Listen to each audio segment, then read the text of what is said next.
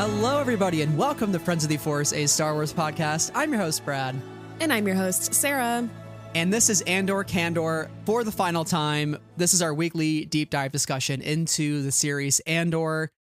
And oh boy, folks, we got a lot to discuss today because we have come to the end of the road, Sarah, after so many years talking about Andor. Yeah. Now the question is, how long can we stretch the Andor coverage? What other episode ideas can we come up with to just keep living in Andor perpetuity? Now, I want to just reveal something to the listeners, and that is that Brad keeps sending me Andor-related podcast ideas. He's like, "Well, what if we kept talking about Andor, and what if we did an episode like this, and what if we did an episode like this, and what if we dove into this and connected it back to Andor?" So everything is Andor, and that is Brad's plan for the podcast. So if you just see, if you're like, where's those High Republic episodes I was waiting for? Bully Brad, because he's thinking about Andor episodes right now. I'm kidding. But no, he does keep sending me Andor episode ideas. So we'll probably do a few of them. Listen, I heard the Kenny Rogers song, The Gambler, where he says, you've got to know when to hold 'em and know when to walk away. And I said, F that, Andor. I'm going to hold you in Andor prison until I'm going to hold you in the Andor podcast version of Narkina 5. When I say on program, it actually means we're recording episodes. That's not a healthy friendship. Editor, cut that. Editor, cut that. Editor, cut that. Toxic workplace environment. No, okay. All seriousness though, we are here to discuss the series finale of Andor, and this week we are talking full spoilers on episodes 10, 11, and 12, titled "Make It Stop," "Who Else Knows," and "Jedha, Kyber, Erso." These are directed by Alonso Ruizpalacios and written by Tom Bissell. So just a honestly fantastic, perfect ending, in our opinion, in our thoughts of the show. We had such a wild ride with this one, experiencing it together, talking about it ad nauseum when we first watched them. And this is just a show that is always going to have a special place in our hearts, Sarah. Yeah. What emotions are you going through? We've come to the end. We've seen the whole story, and now we're on to bigger and better pastures. The end of the High Republic. It's not even. It's the thing is, it's weird to be at the end. It's weird to be at the end because, like, you and I were also at the end a month ago, right? But now we're at the end again for reals this time. And it's not the first major end that we're experiencing this year for our interests. And it's also not the end because we have Rogue One, although we know how Rogue One ends. And it's sad too. Lots of tears all the way around. How am I feeling now that we're here? I guess I'm feeling grateful. I'm feeling grateful to have gone on this journey as a fan, like over the past decade, essentially, with Cassian, the character. I'm grateful to have gone on this journey of Andor with you, Brad. Like, I really appreciate our conversations on this show. I really cherish our experiences going to the premiere and watching episodes together in general. Yeah, as a fan, I'm just feeling like really, really grateful and like really full of love and admiration for Star Wars and for the show. And it hasn't entirely hit me that it's over yet, because I still feel like we're, the fan zeitgeist is very Andor heavy. Of course, still we're just a day after it aired, but we are going to be watching Andor into Rogue One, and I haven't done that yet, and I think that's going to close the book a little bit. On a personal note as well, I only have 3 pages left in the journal that I've been keeping for all my Star Wars notes since May 4th of last year, so I think I'm going to close it out with that Rogue One watch, and that is odd. That's odd for me, actually. I'm feeling a little bittersweet about that. All great points. For me, definitely feeling elated by the end of the show and kind of thinking of all the themes that we'll talk about today and just the way that a lot of these characters' arcs wrap up. I feel despite the leading into Rogue One of it all with these last 3 episodes, they were so relationship heavy. A lot of characters interacting that we haven't seen interact. A lot of themes about love and survival and I don't know. It's just like the whole arc felt like a warm hug to me. It was like a coming home of sorts, but it was also, you know, the grim reality of what's to come. But the show is not hopeless. The show is not cynical. No. The show reminds you that there is hope, which is appropriate to go into a New Hope era. It's like the Doctor Who line, just this once everybody lives. Yeah. There's been a few moments in Star Wars where it's felt like that. And yes, we have lost a lot of people along the way in this journey, no doubt. And then to lose, and then we lose Luthen in this arc, right? But the ending does feel like, for nearly everyone else, except for the characters that we know are gonna die in Rogue One, which is a solid handful of them. This connection is not really holding up, but it does feel like a just this once everybody lives, because we have the montage that we have at the end. So it feels like everybody gets to live a new day. You know, Mon, Vel, Clea, Will, and Drina, Bix, B2, Talia, the baby. You know, like most everybody gets to live a new day. And I think the strongest feeling about that, like, is knowing that the sacrifice that we're going to witness in Rogue One is what allows for all of that. So even though that is like devastating and sad, there is like a really, really strong, hopeful, positive feeling around these rest of these characters, I think. Yeah, we're talking a bit about Rogue One coming up on almost the 10-year anniversary of it. So it is so surreal to be getting this prequel that's wrapping up and going into it. It feels like this journey that we've been on for so long is finally run its course in a lot of ways.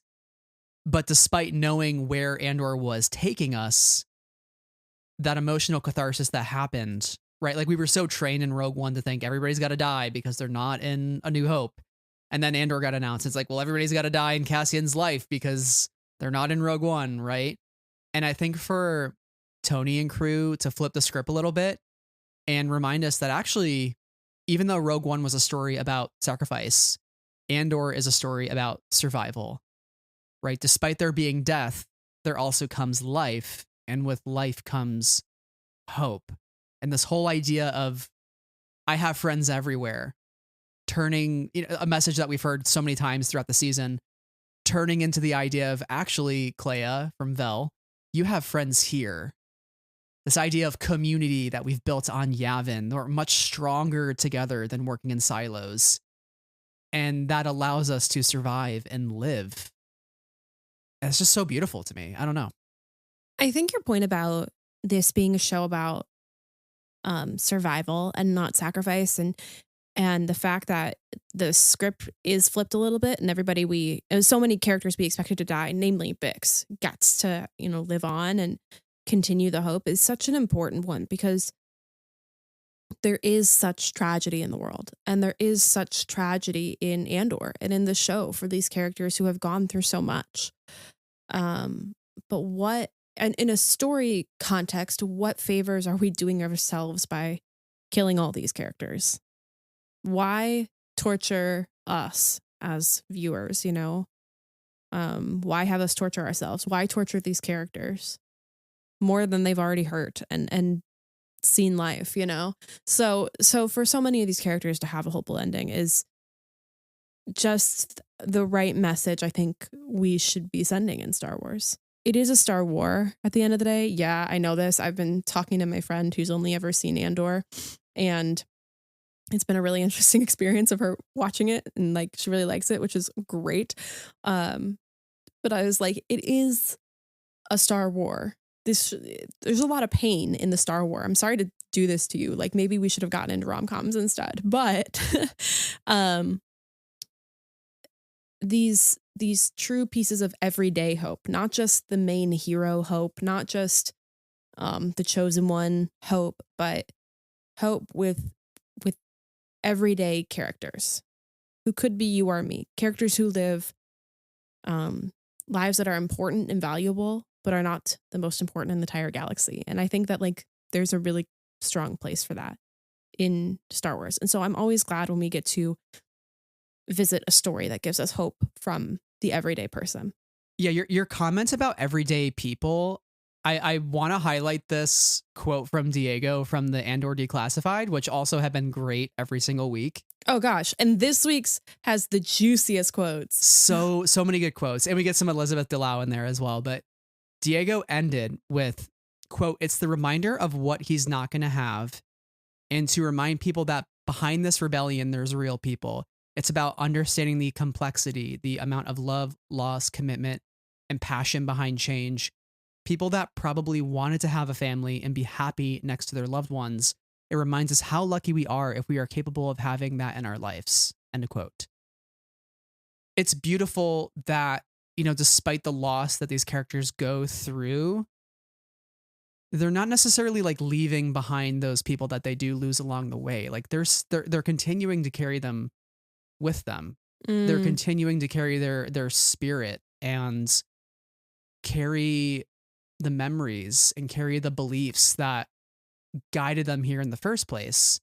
You know, I see a lot of hope with Bix especially, and we'll really jump into it at the end, but like Bix having a kid is in some ways like Cassian living on in a lot of ways, right? It's her still having that family along with the family she has on Mina Rao. With Vel, she has her cousin Mom Mothma. They get to have a moment. Willman gets to live with Drina, and they have survived a horrible, horrible thing, and yet they live, and yet they get to have the joys in life. Perrin was on the something earlier this season where he's like, joy is fleeting, but sometimes it comes uninvited, and when it does, you have to like seize it. And a lot of this arc was just people seizing joy. I have a terrible joke about him seizing an unexpected moment with his daughter's husband, or his daughter's husband's mom. Ooh. Yeah. Yeah, a little awkward. A little awkward. Yikes. Yikes, my guy. Yeah. But point being is, I think what the show really at the end of the day showed us was just how many people played their role in the rebellion, how many things they had to lose along the way, and despite the pain, despite the trials and errors, they're still standing. Yeah, absolutely. And then sometimes it's when you're fighting such an oppressive force, when sometimes it just feels like you're going to lose, but you keep losing and losing until you win. And eventually you do win. Eventually the rebels do win. Well, isn't it Nemec's quote about how every action pushes their lines forward? Oh yeah, it is. Every action. So, you know, that is hopeful in all of this. I'm a big Lost fan too. Live together, die alone. That's one of my favorite quotes from that show. We got to live together. Yeah, Michelle would be very disappointed that I did not understand that reference. Still. Sorry to my beloved Lost fans in my life, who definitely have been telling me to watch Lost for years, including you. Thank you. There's one. Okay, so again, when I said this Declassified had banger quotes, I really do mean it had banger quotes from everybody. But one of the ones that I was like, ding, ding, ding, yes. In this Declassified episode is from Tony Gilroy, and I did my best to copy the whole quote. The 5 women at the end of the show is really what the show is kind of about. It's the victory, the pain, and the life that these 5 women have had. I think that the show is, I think the show's ultimate punch, they're the show's ultimate punch in the end. And this is something that I've been thinking about, like, since Andor started, is that this is not really a show about Cassie and Andor. It is, to be clear. Like, it is a show about Cassie and Andor, but it's really a show about all these incredibly complex and multifaceted and just really badass women who are doing incredibly brave things in the name of the rebellion and in the name of hope. And I was glad that he highlighted that because, like, as a viewer, that's something I've really been feeling is just how every single one of the women in this show gets um, such. We're going to go back to it. Everybody, get out your shot glasses, specificity, texture, granularity, depth. Anyway, all of my favorite words. But how these women all get stories. None of them are one thing. Even the women we see less of and could have seen more of, they all get to be a full person. And I just have to thank all the writers and especially the incredibly talented women who played all of these characters for their commitment into writing and creating and bringing to life complex women at different points in their life who are experiencing different things. It was amazing to watch. It was amazing to watch over these past 2 years. And I, as a woman Star Wars fan, like feel so grateful for all of these different representations of rebellion, of bravery, and just of womanhood. I'm really happy to hear you say that because, yeah, I mean, I think that's the strength of Andor is just how many characters it was able to juggle. And I know we sped through a lot this season. No doubt about it. We went through 4 to 5 years of story in 12 episodes. Mm-hmm. And I can understand some criticism that like maybe we didn't get the depth of character that we might have gotten in season 1. Right. But I think when you look at the show holistically, it is incredible how many characters we got to know, how many characters we like kind of understood on a fundamental level, and also the breadth of types of characters that we got. Yes. I think the show is an incredible work of art. It is a triumph. It is not something we will ever get again. And I don't say that to mean Star Wars will never be good again. Like I disagree with that sentiment, even though this is like my favorite Star Wars that we've ever had. Sure. But the series kind of feels like the culmination and the perfect storm of so many amazing factors of writer, director, actor, set designers, costume design, composer. It's just, you had all the right people. It's like lightning did strike twice with 2 different seasons of TV. And TV, I fear for the industry. I fear for where the industry is going with like, especially like generative AI and the things on the horizon. Right. This was a moment in time that will be hard to recapture. And the way that the streaming environment is too. Like, you don't get Andor now. You don't get a lot of Andors to come your way. And when it happens in Star Wars, that's special. Andor just different because maybe the best TV we've had in years, just period. End of sentence. But kind of just to your point, yeah, Star Wars will continue to be good. There are just different kinds of stories that it will probably tell in the future, and with different creatives and with different goals, and yeah, I have no doubt that there will be Star Wars that we'll continue to enjoy. Even when we think there isn't, there's something on the horizon for us. Once again, save us, Beau Willimon movie. Well, yes. Yes, but just in general, like we always go, I don't know if Star Wars is for me anymore. And then something comes out that really surprises us or really delights us. And we're once again back in and we're like, the franchise franchised. And then we rewrite our contracts to being shills so that we can get paid, you know? That's what it's all about at the end of the day, obviously.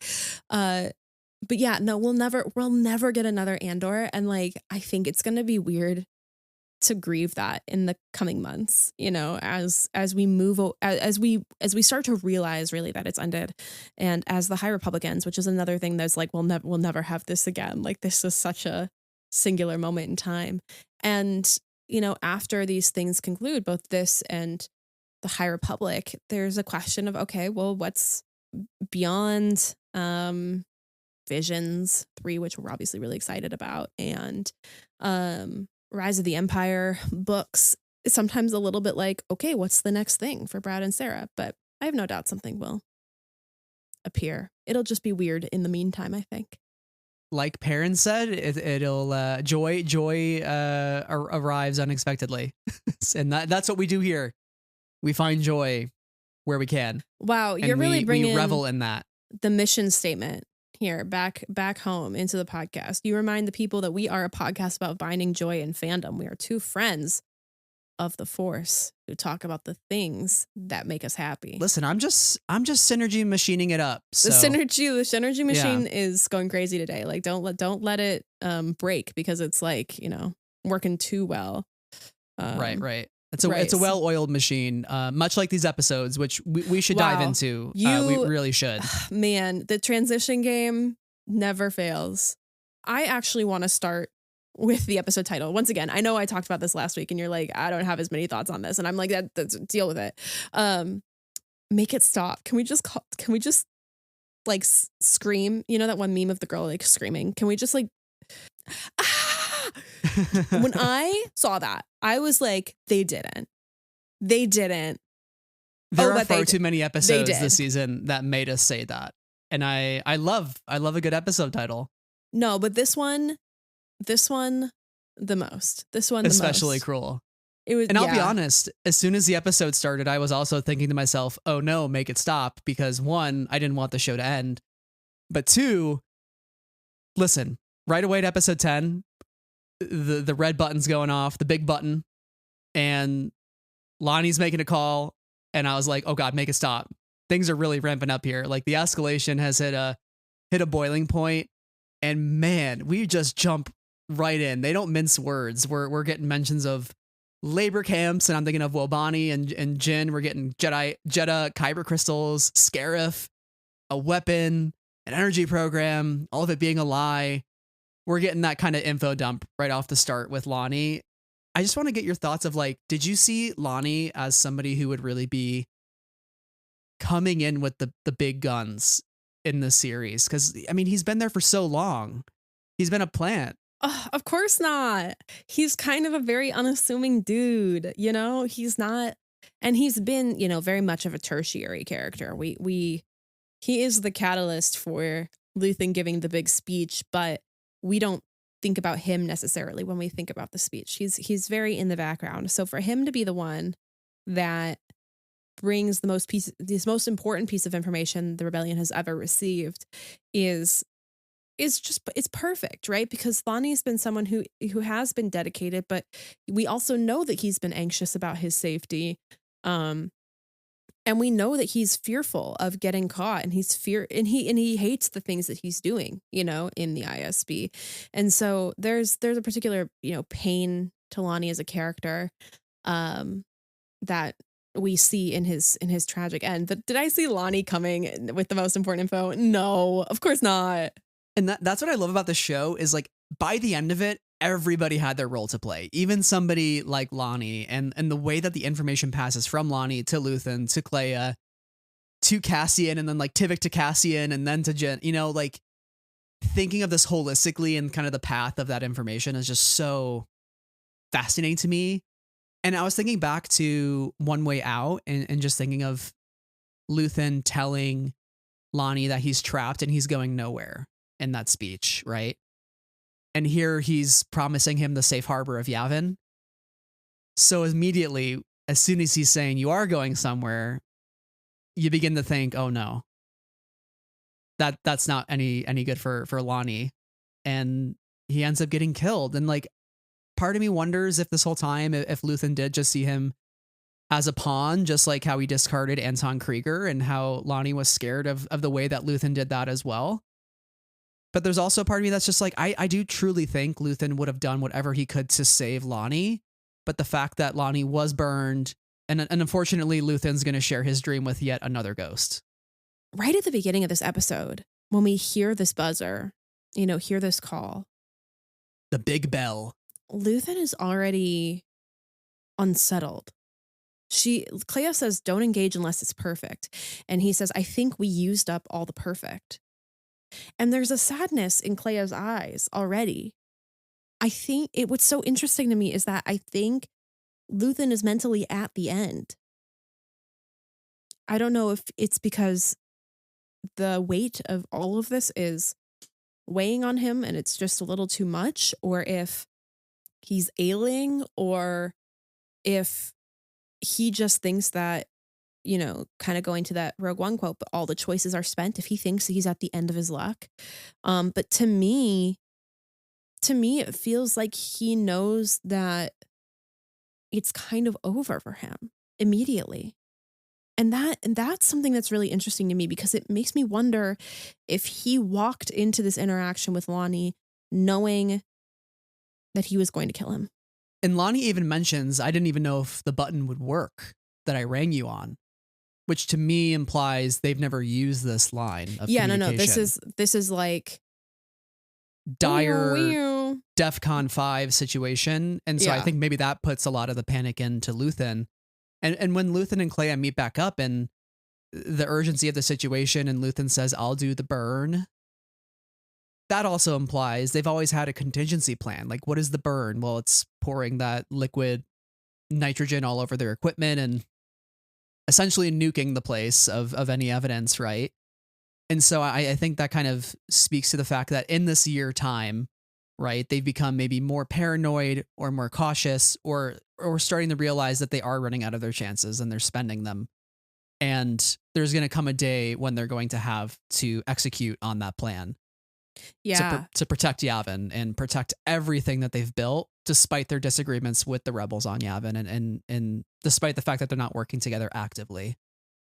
Yeah, and it's just so interesting to me, because I think maybe the fact that he rang this specific signal is the sign. I can't tell if like Luthen is already there, and it's just because once again we're like dropped into this year, but like I can't tell if Luthen is already there or if it's the severity of this particular signal being sent, where it's like, oh no, we're suddenly in the end game now. And it feels like Clea is really already beginning to mourn him and mourn their lives. There's a kind of pleading look in her eye from the very beginning of this episode that continues through the moment where Luthen is giving her information, and through when through the whole episode, but like, and through her seeing the shuttle take off. It's so interesting to me how she's so her resolve breaks truly for once. Yeah, I think her resolve is breaking, and then at the same time, I think this is the first time we've really seen Luthen fearful, and we really see that fear dawn on him as soon as Daedra comes to his business. It just struck me that I was like, holy shit, this is the first time these two characters are talking, and it's finally when he's in her net. Yeah. Wild. And the thing I want to mention before we kind of dive into this Daedra moment, there's two things that just are on my mind. I had forgot that Clea was functionally witness to, or was near Luthen, or far enough away but near Luthen, for this Lonnie meetup, right? And then she's kind of frantically receiving the information and being told to remember it. But right before we realize that Lonnie is dead, we get this shot that is completely unlike anything we've seen in this context of this Star Wars. And it's this like sideways shot of Luthen walking down the stairs. And it's so jarring as a viewer, because nothing has looked like that before. And it's very artsy, but it is, very obviously to me of like, things have changed. It's a little upside down now. Everything is not what it seems anymore. It's the Dutch angle. It's that unsettling, disorienting feeling, because Luthen's world is spinning at this point. He has just received the biggest intel of his entire life. And if this doesn't leave Coruscant, they're effed. This is the end game that, this is the end game that, who was Luthen demanding it from? From Lonnie in the past? I need the end game. What's the end game? It's the mountaintop of information that he is willing to kill himself.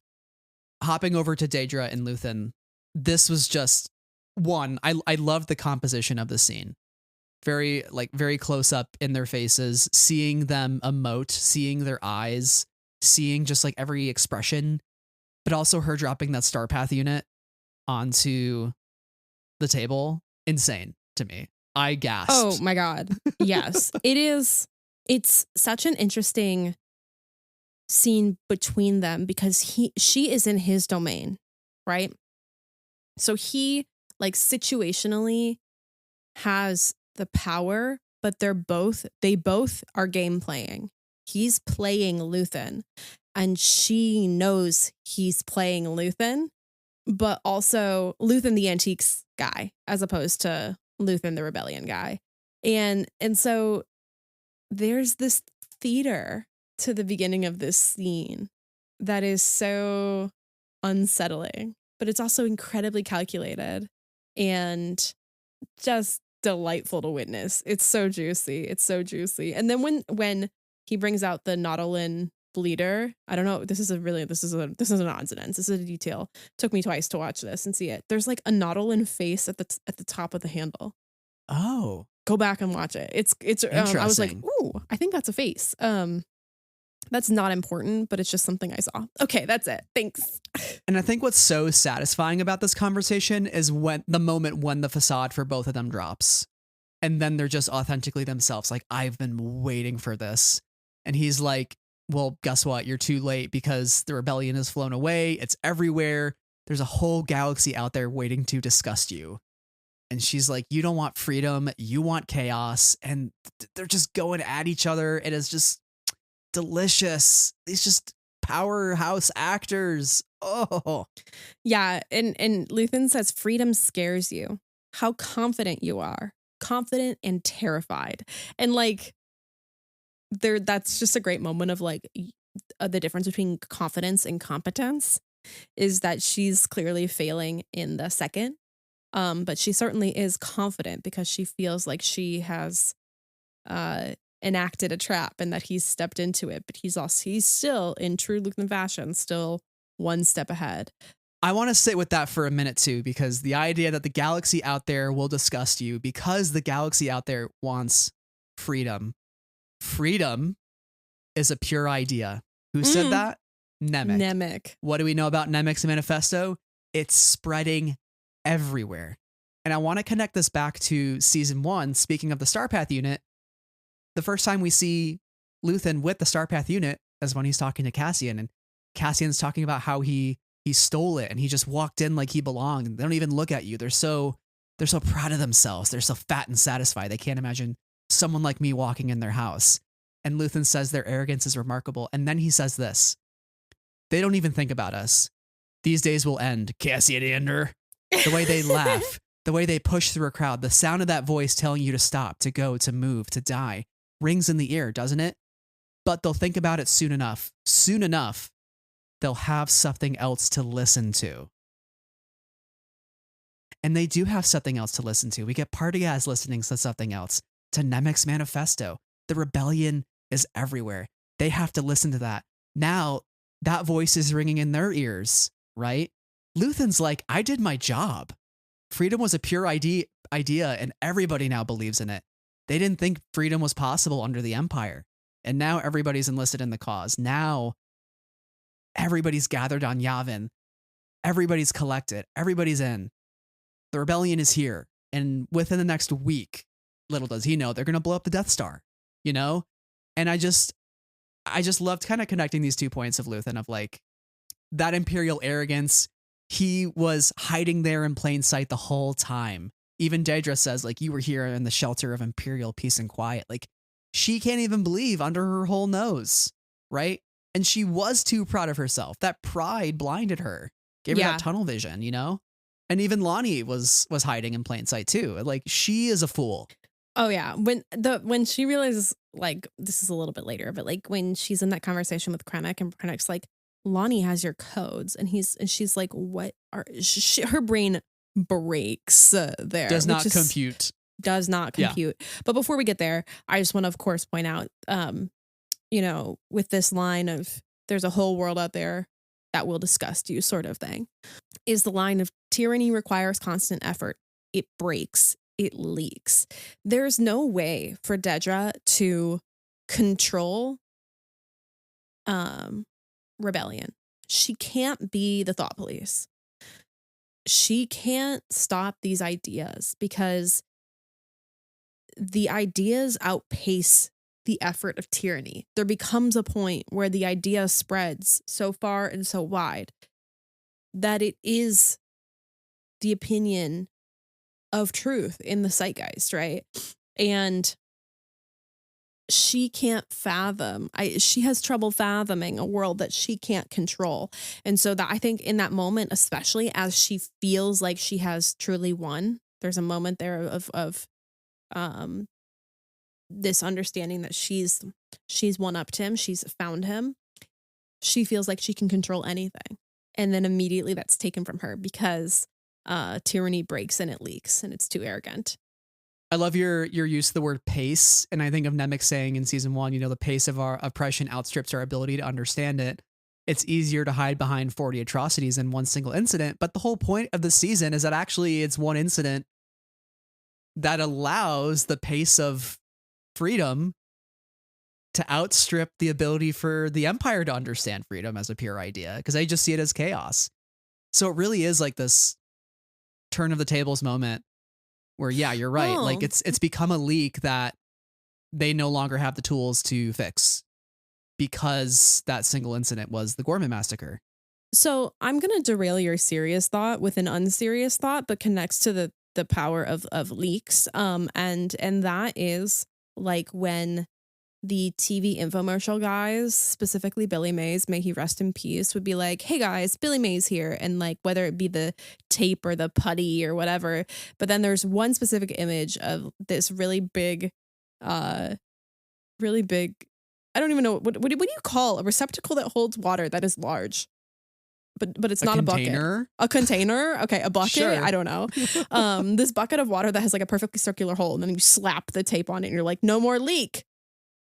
Jedha thinks she can do that and she can't. There's no Mighty Putty or Flex Seal in the Empire. Yeah, Dedra thinks that she's Billy Mays when really she's like the My Pillow guy. Stay in your lane, Dedra. I'm glad we took this detour. I'm glad we're getting the really good content from here. Thinking about only the most important things. Of course. But let's talk about some actually important things here. So obviously Luthen takes the Nautilin, what is it? The Nautilin Bleeder. That is so cool. That's such a cool name. Let's talk about some seriously important stuff though, because we're going to spend a little bit of time on Kleya now, because Kleya, this was such a joy of an episode because it's the only episode we don't have Cassian Andor in for the whole series. And who even likes that guy? Right? But also unexpectedly getting Kleya flashbacks, Kleya origin, Luthen origin, and having like such a beautifully heartbreaking episode of love and hate and sacrifice all together. It kind of just blew me away. This is for me a top Andor episode easily. Where do you want to start? Do you want to start with flashbacks? Yes. Talk through like what we learn of Kleya? So we are thrown into this flashback, and it is not just a Kleya flashback, but a Luthen flashback. And the screeners, starting at like episode 9 or 10, stopped having subtitles. So I was so glad when we watched these episodes and I could really hear what everybody was saying on the radio this time around. And it's clear that what is happening to Luthen and what Luthen is doing and what his company is doing is committing genocide, is wiping out a town, is, the worst thing that you could do to another human being. And we learn that he is the sergeant and that he is Sergeant Lear. Keep that in your brain. And that he is saying, make it stop, Rationalutes, make it stop. His native language, presumably.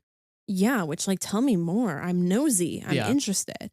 And the first thing that I wrote down from this flashback actually was the line strafe it, because I had never seen that word before. And so I did a little Google, and in a military context, to strafe means to attack ground targets from a low flying aircraft using machine gun fire.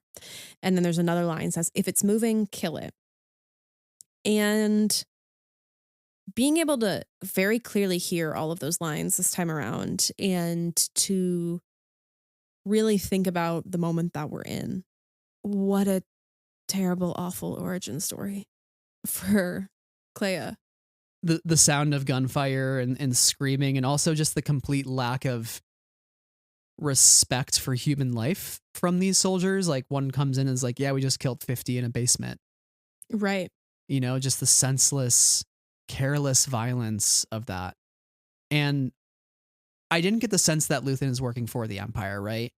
And I'm wondering, was he like conscripted? Did he volunteer for this? Is this a form of punishment that he had to buy into? Like, and maybe it's just at the end of the day, he's a bad guy who made some bad choices. And it's so messy, because this is a girl who just watched her family get killed, right?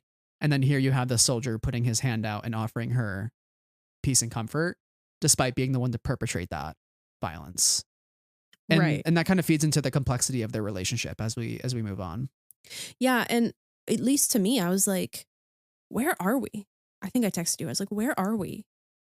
When is this? What's happening? You know, what are we witnessing in the distance? And you mentioned that he could have been a prisoner, a la Mimban. And I thought that was just a really interesting idea. And then we did confirm, and by we, I mean Star Wars did confirm for fans, that the one trooper who walks in is a mud trooper. And I think that's just like an really interesting piece of this, because that could be the sort of situation that they're in. Right. Because like in Solo, the whole thing there is kill the hostiles, and Han's like, well, we're the hostiles, actually. Right. And he gets out of there quick. It could be Mimban for sure. Yeah, it's just an interesting idea. And you mentioned the complexity of their relationship, and I'd love to bring up this Elizabeth Delau quote, which I am so glad that she is allowed to speak words now. She is allowed to, people are allowed to ask her questions, and she's allowed to answer them, because everything has been out on the table now. And she answered the call. She answered the call, finally. Pick up the phone, Elizabeth. This is a paraphrase. This is from Declassified. And she says it's not really a father-daughter relationship, because that would mean she forgives him and what he did to her family. There are parts of Clea that really hate this man. But love does grow around it over time. And kind of just speaking about his death, it's she said that it's the extremes, the love and the hate, that allow her to, you know, do what needs to be done in that moment and take his life. Yeah, and we see in the first flashback that he calls her his daughter for the first time, and you know, the idea of like we will be who we need to be. It won't always be up to us, but like, I'm Luthen now and you're Clea, right? And so immediately from her childhood, they're playing this performance, they're playing this part, and yeah, like to your point, that's the hate side of it. That, wow, you killed my family and took me from my home planet. There are some interesting parallels there, potentially with Marva and Cassian as well, because like, you know, Marva takes Cassian from his home planet, and his home planet is probably genocided at some point by the Empire. Yeah. I would presume, but also like the idea that Clea can't really in this moment choose who she wants to be. Like, she has to play the role of his daughter now. What part she has played in her life relative to Luthen, and then like in the present day, she has no choice but having to kill him. That's the part she needs to play currently. And it's not up to her. And her whole point to Cassian is like, we're fighting to make choices, right? And so there's a little bit of tragedy in that, is like, she's still in the fight. Therefore, she still does not have the freedom to make her own choices. And she recognizes that, despite whatever love she does feel. It's conflicting for her. Yeah. And it's just like an incredible performance by Elizabeth Delau, who's really giving all of that to us in this episode. And I feel like we really understand the relationship between the two of them as complicated, and she's just as powerful as he is, and maybe she's even more powerful than he is, and maybe she's molding him just as much as he's molding her. And like, I think that is like a really interesting piece of their dynamic. And I just wanted to bring back up King Lear, because Sergeant Lear, and it's spelled the same way. And this is not my most educated parallel, because it's been a hot minute since I've seen or read King Lear. So forgive me. I have pulled up Le Wikipedia for the assist. But King Lear, in preparation for his old age, divides his power and land between his daughters, who are kind of playing this role in order to get favors from him, get more from him. Um, and then his third daughter, Cordelia, refuses to be insincere with him and say, "Oh, I loved you. Oh, so much. You're my wonderful father," right? And she offers the respect of a daughter and is disowned by Lear, who seeks flattery, which is really an interesting piece of it. But at the end of everything for Lear, he ultimately loses his mind, and then he dies. And I just there's got to be some intentionality with bringing in a Shakespearean name to the Star War. Like, I don't feel like you do that for shits and giggles. And even though it was mentioned only like a couple of times on a radio behind, I think it might give us a hint to not only Luthen's past as whoever he is as Lear, but of course to his future and where he ends. He becomes so fixated on this thing and he desires particular outcomes for it. And has changed his whole perspective in order to fit this thing. And then by the end of it, himself loses, even though everybody else ends up winning. It's interesting. I mean, I would think if any show is intentional, it's this one. That's for sure. So I think you're on to something there. And I think in some respects he is losing his mind towards the end, right? And like, how could you not, right? Like we see him give that speech in One Way Out. The man has sacrificed so much. Right. Despite the things he has had to do in his life. And we add to the depth of those sins, right? And the ghosts, right? I share my dreams with ghosts, right? That takes on a whole new meaning now, considering what we find out he has done in his past life, which is be on this planet killing innocent civilians, right? Like how many ghosts does he share his dreams with?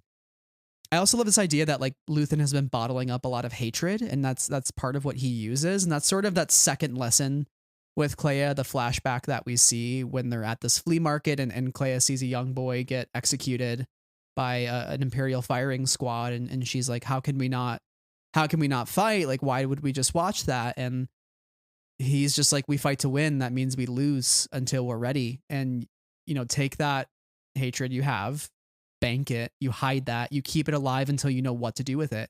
And when I tell you to move, you move.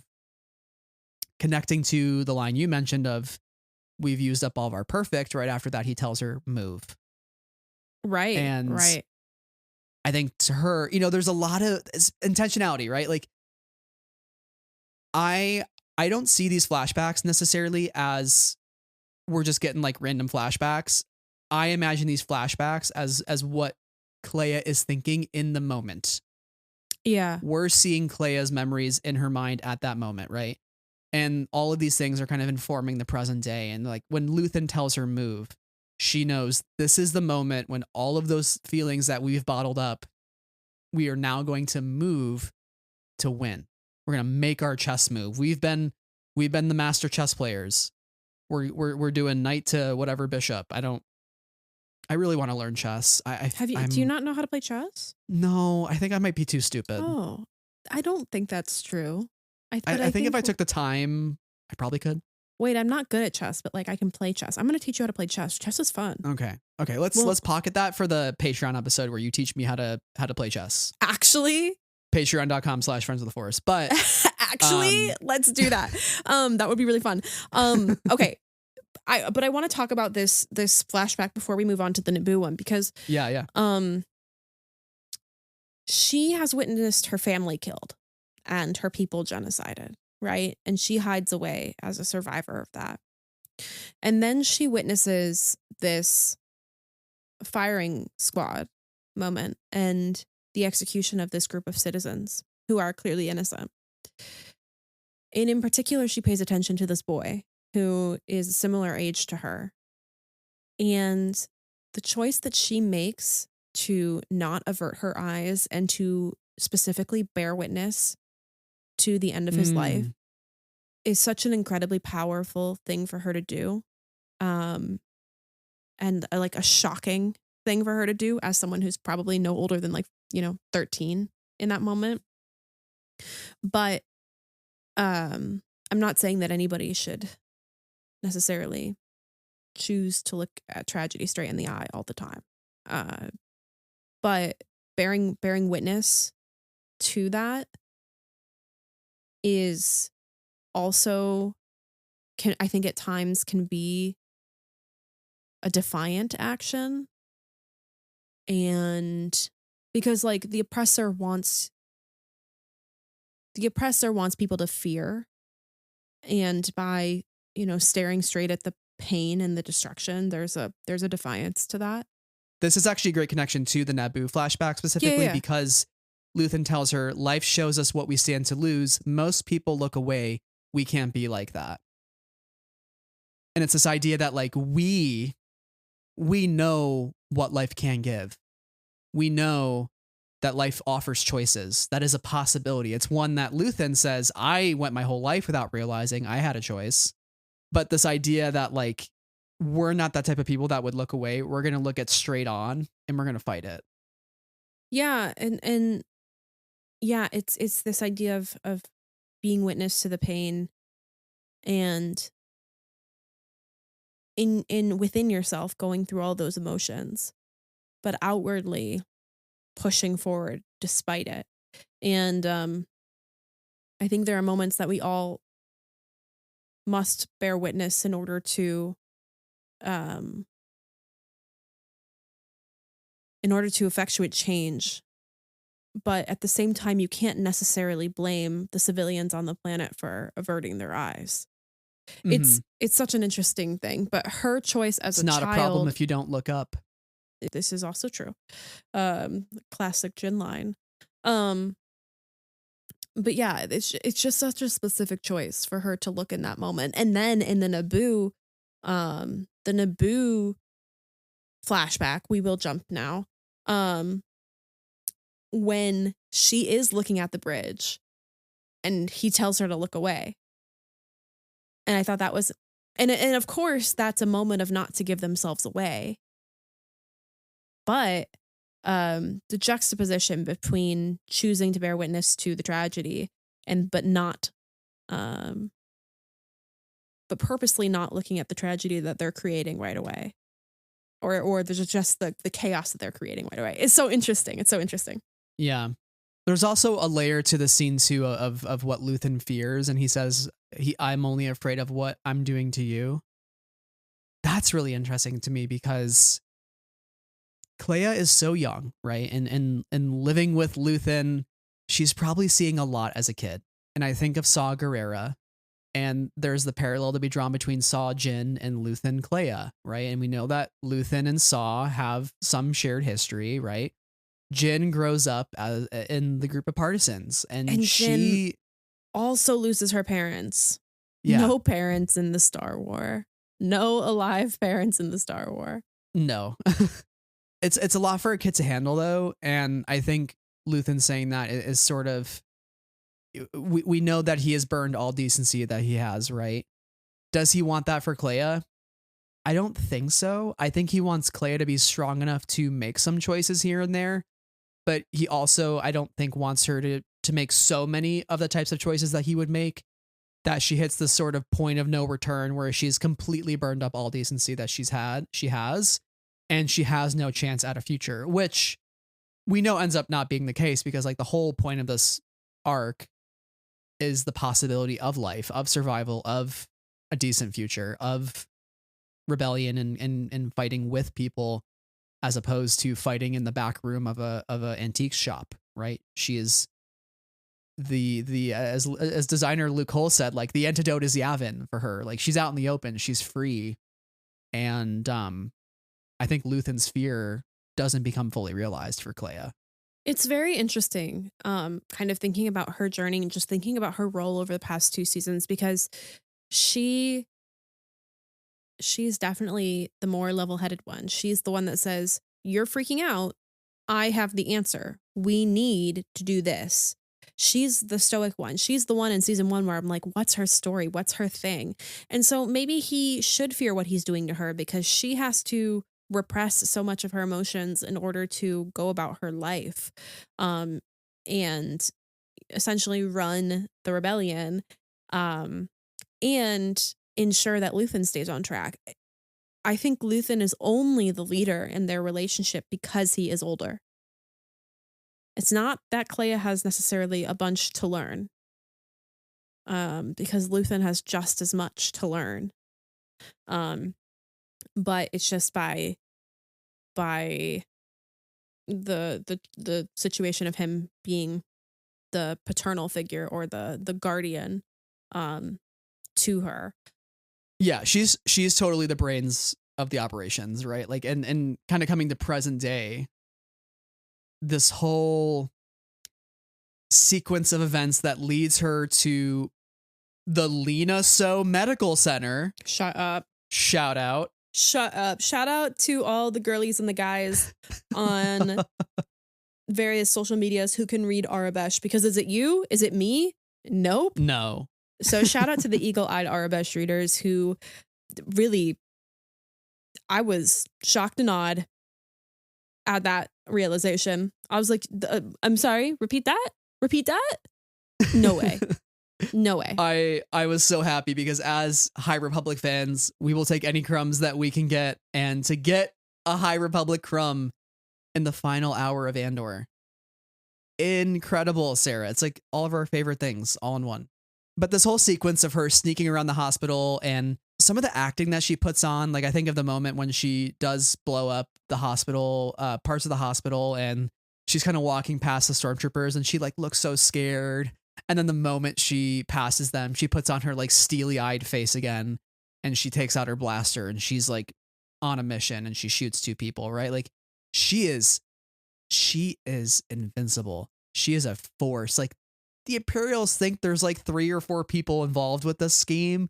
I don't know. It was just really cool to see her moment in the limelight, but also like sad at the same time that it is such a tragic thing to go in there, pull the plug on Luthen, and have this moment of like, I hate you, I love you, I hate you, I love you, and I'm sorry that I have to do this to you, but I have to.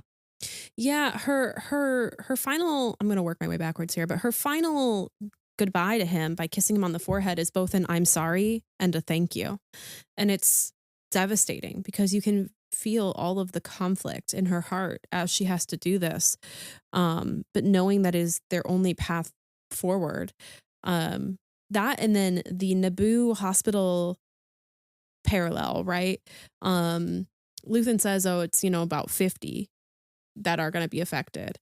And I think there's a moment in here where she realizes that she's going to, as the communications person, she's sending people on missions, she's talking to everybody, but she's not necessarily the one setting everything up and sending people and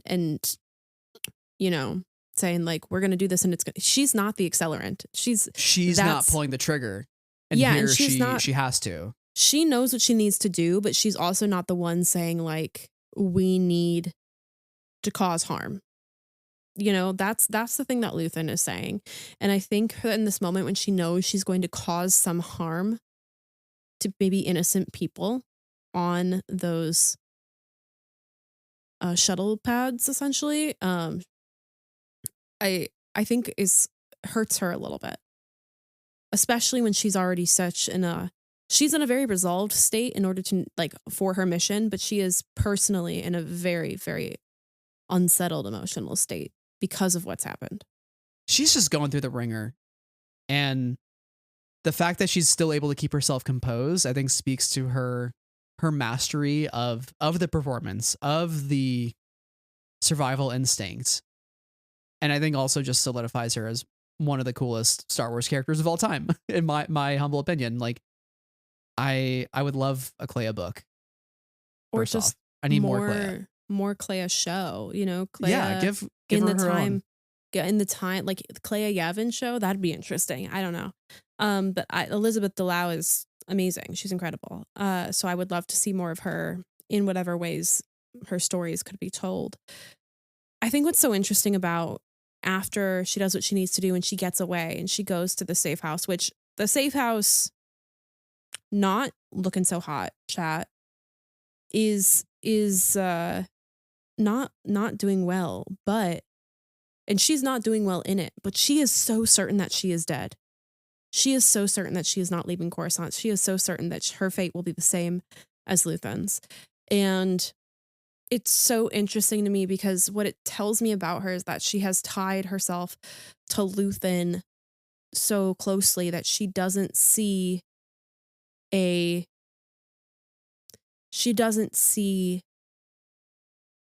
future beyond him.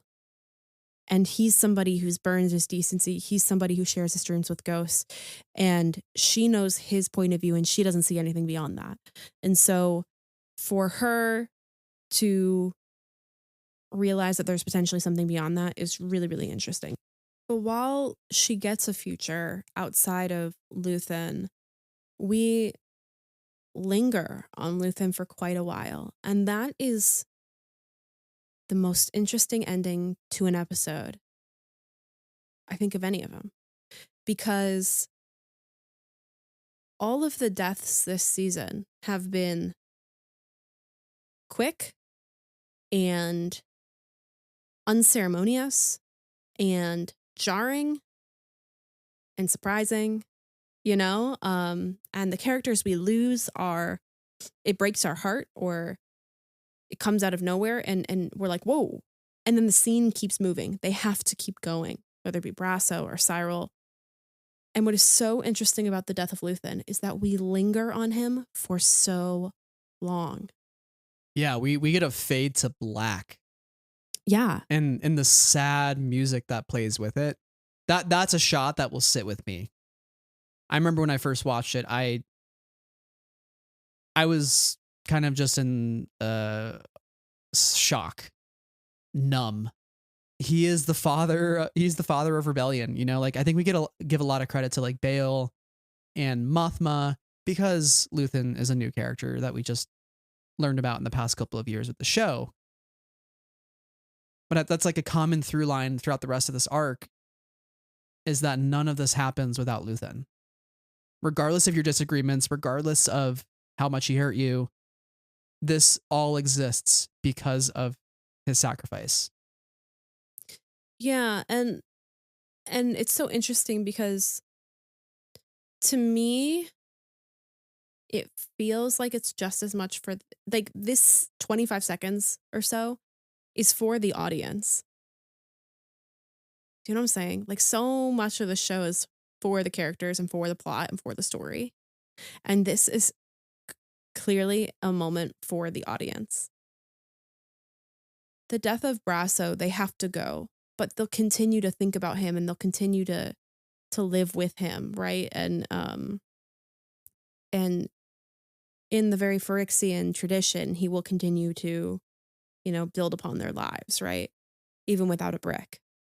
But and Cyril, like, that death hits so quick and so unceremoniously, and serves to tell us something about, the nature of fascism and the nature of blind obedience and the nature of a lack of critical thinking in a way. But this death really, really makes us think in the moment. There's no shock to his death. We knew it had to happen. We knew that's Clea's mission. We know we're headed there. And so we have the time to process that as she's trying to process it too, as she gets closer and closer to him.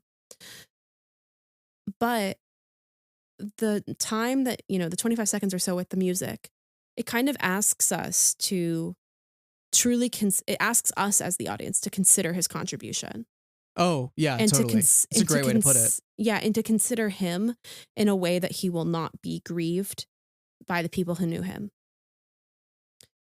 I think that's probably a great transition point into Clea's rescue and the legacy of Luthen specifically, because we get Cassian and Melshi and K2 to come to the rescue, and there's some like really interesting back and forth going on with Cassian and Clea. Clea's revealing this information that Luthen died for very frantically, right? Like Jedha, Scarif, Erso, Galen Erso, you know, Kyber, and yada yada yada. yeah, and she is full panic mode. Like, one, because she just killed Luthen, but two, because she understands how important this information is because of that, right? She's worried about going to Yavin. It's going to be a bitter ending for her. And Cassian says, "You're going to be a hero, not a prisoner." He says, "Nothing is ending. You're keeping Luthen alive. You need to see the place you helped build," right? Mm-hmm. And that tells us that Cassian understands the impact of Luthen on the rebellion, whereas I think for the people in the rebellion, they don't see that at all. Like, even Wilmon tells Draven kind of the same thing, and Draven confines him to quarters and is like, "Eye roll, get out of here. I don't want to hear any more about Luthen." Right? Because of Luthen's reputation with the rebellion, she's worried that this information he died for, they won't even believe it, especially if it's coming from her, because how trustworthy of a source is she? And I think in some ways it's a double-edged sword for Luthen, because he burned so many bridges, because he was so hard to collaborate with, but at the same time he needed to do that because he needed to stay on Coruscant. No Yavin for him. And if he didn't stay there, right, like Cassian says, "Well, I knew when to walk away, and I made a choice, and no one has to do this alone." He knew that, but he couldn't swallow his pride. And then Clea says, "Thank the galaxy he didn't. He stayed for this. He stayed to figure this out, and you need to tell these people in Yavin what they're up against. You owe him that," right? So I just find it fascinating that, like, regardless of his death, even his sacrifice is kind of questioned afterward because of that legacy he leaves behind, and because of that reputation, and because of all the bridges that he's burned along the way. It's sort of like a boy who cried wolf situation of like, no, now it really matters what I'm telling you. I'm not trying to deceive. I'm not trying to manipulate. This is the truth, and you need to hear it, and it needs to come through Clea, and that's a difficult task. Yeah, but also it's really interesting because it's not that it needs to come through Clea specifically, but it's a moment about Cassian refusing to let go. Cassian at his core is a lover, is somebody who cares, is somebody who, refuses to give up on people. And even though he kind of left Luthen's ranks and joined the Rebel Alliance's ranks on Yavin, there's still this, this allegiance that he owes to Luthen because Luthen did bring him into this. And also he understands Luthen's importance. But Luthen is definitely a polarizing figure. Not everybody's going to agree with his tactics because he's not, unafraid to hurt people on the way, which is, but his inability essentially to give up on people is, I think, a shocking feeling for Clea, who's now the recipient of that. I do have to say, I love the build up, by the way, to Clea getting the message out to Coruscant. I think like the editing, the sound mixing, the music, the suspense, it just really depicts that life or death situation for her. Her hammering the wall to grab the secret message coder. I loved all those small details. And then also just like the rescue itself with Cassian and Melshi fighting the Imperials who find them, like the cliffhanger ending for episode 10 with them walking down the hallway. Like, I think these episodes did a really good job of making you think she was a goner, or making you think that something bad was going to happen. And then yet the show slashes those expectations and tells you like, no, this is actually a tale where Clea lives, and she gets an opportunity to bring a piece of Luthen, which lives in her. I don't know, like she's carrying on a piece of him. Yeah, but it's to me, it's not a piece that is as this is the wrong word, but I hope you'll get what I'm getting at. Militant. To me, her on Yavin, she can remember him, but Yavin is a fresh start for her because she didn't think she was going to survive past him. And I think the idea of a fresh start for her is just a really beautiful one. It's a piece that I really value in the Star War, and feel the same way about somebody like Reva's story and how she kind of gets a fresh start. I think there's a beautiful moment of healing in these moments for these women. But you mentioned the rescue itself, and unless you have anything else to say about Clea specifically, I know there are some points in the rescue itself that we want to make sure we do not forget. Yeah, no, let's hop over there for a second because there's some good stuff in here. All right. K2 exclamation point. That's what I have to say. I think this rescue is really fun because we get to see our faves in action. And by that, I do mean Cassian and K2, and also addition of our best boy, Melshi. And when we meet them, they are so buddy-buddy. They're playing cards a bit. It's a frat house. That's what it's described as, I think, which is so funny to me. It's just bros living with bros. It's just guys being dudes. A lot of testosterone and some droid oil. And a lot of Revnog and at least 800 games of the game that they're playing. 863 to be precise. Oh, he did write that out, that note. See, that's not a note that I wrote out. You just got to get on my note-taking level. I mean, 10 pages just ain't enough sometimes. I'm taking notes on different ideas. And that's what makes us a good duo. But in the 863, that was the right number, right? I didn't fuck it up. It was, yeah. Oh, okay, great. 863 games. It tells you that they have a history together. And then we see them, get stopped dead in their tracks because of this Luthen thing, to which K2 he's like, guys, this is rule breaking. What are we doing? I am kind of a little bit of a rule follower, although I also am a sassy little guy. It's just who he is. We love him. Never change. But we get to see them all in action. And now I'm jumping back to Coruscant. Sorry, I jumped to Yavin and then I'm going right back. It's as if they invented teleportation. We brought that technology from Trek to Wars. That's at least 2 days travel in the Star Wars universe. Yeah, but I'm changing things up for the sake of our podcast. We've now teleported. You're bringing the Discovery spore drive into our pod. Yeah, that's right. We're now back on Coruscant, and I kind of think there are two big moments in this, and the first is Melshi walking out and then being like, "Put your hands up, don't move," and he's like, the energy of that is like, well, fuck. And then he just runs anyways. He's like, I'm out, bro. It's great. It's great. I'm not we need to here. figure something out. And of course that room has to be at the end of the hall, like around a corner. Like, of course the safe house has to be like the last one on the left. Like, that's crazy. But the other kind of, I think, point to write home about is something that you mentioned, which to me didn't hit as such a clear parallel, but the horror element of K2 using Hirt as a human shield as he went down the hall.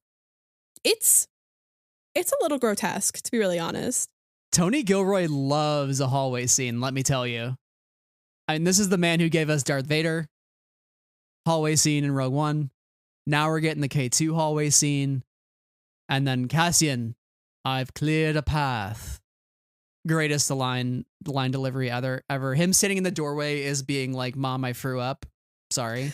I love that for him. I threw up. I love that energy. Yeah.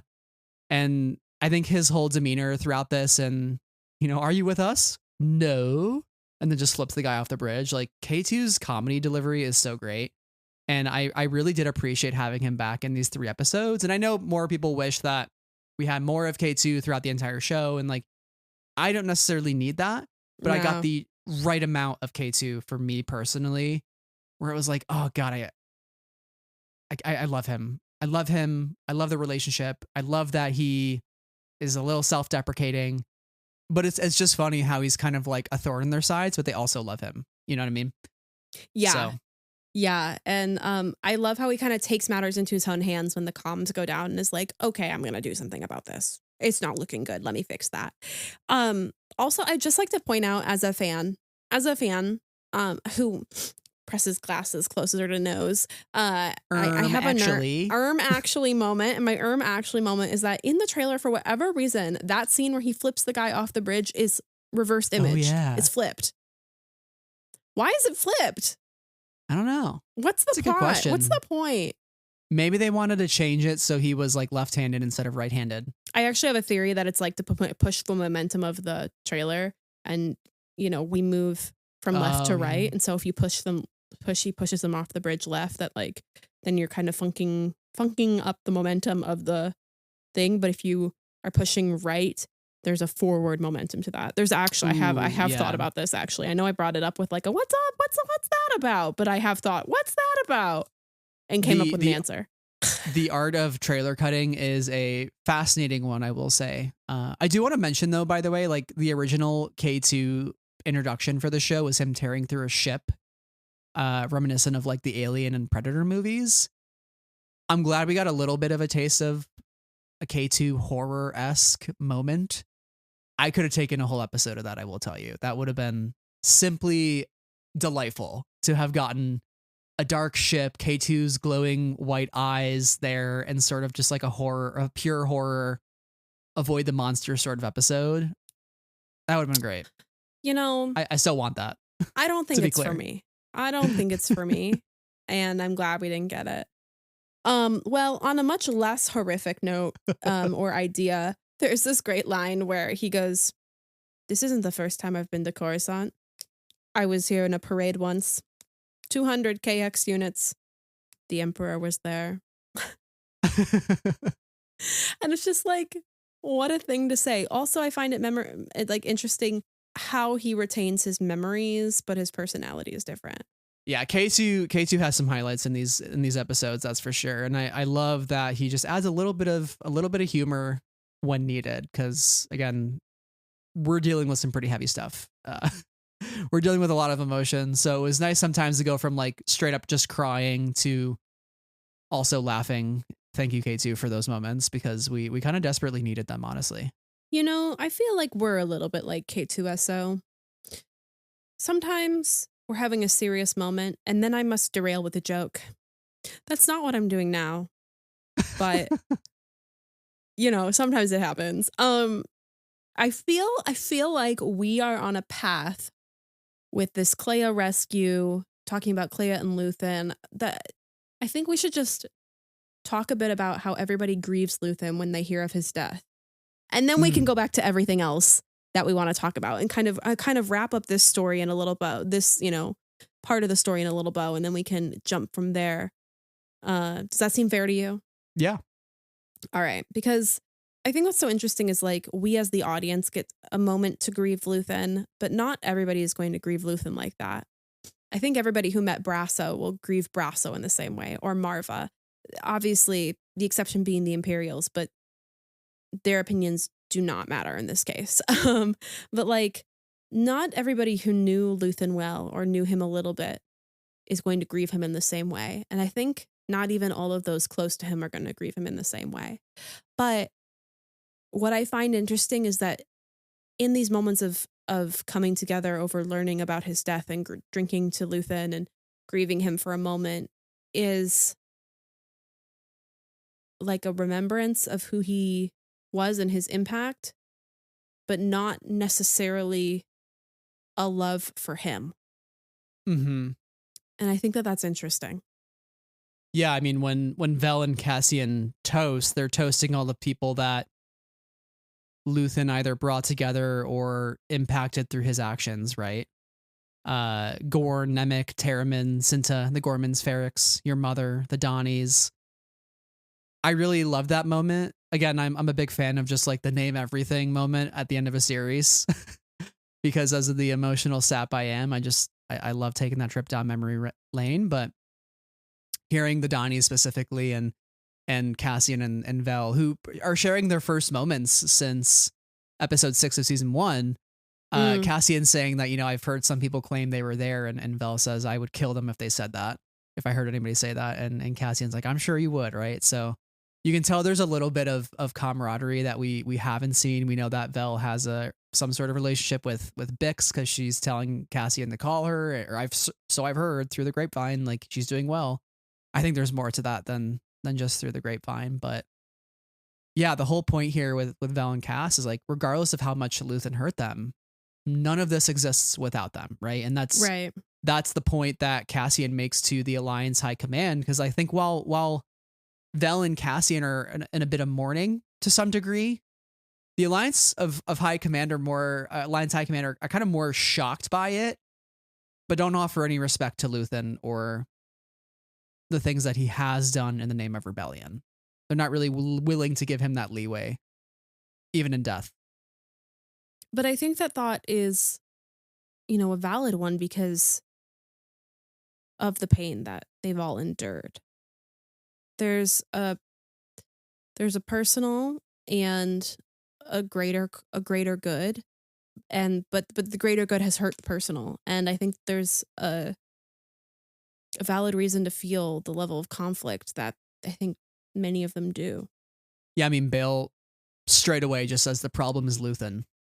Right. I don't care what information you're giving us. He says his paranoia, his secrecy, his inability to collaborate, the web of doubts that he created, it makes everything unbelievable.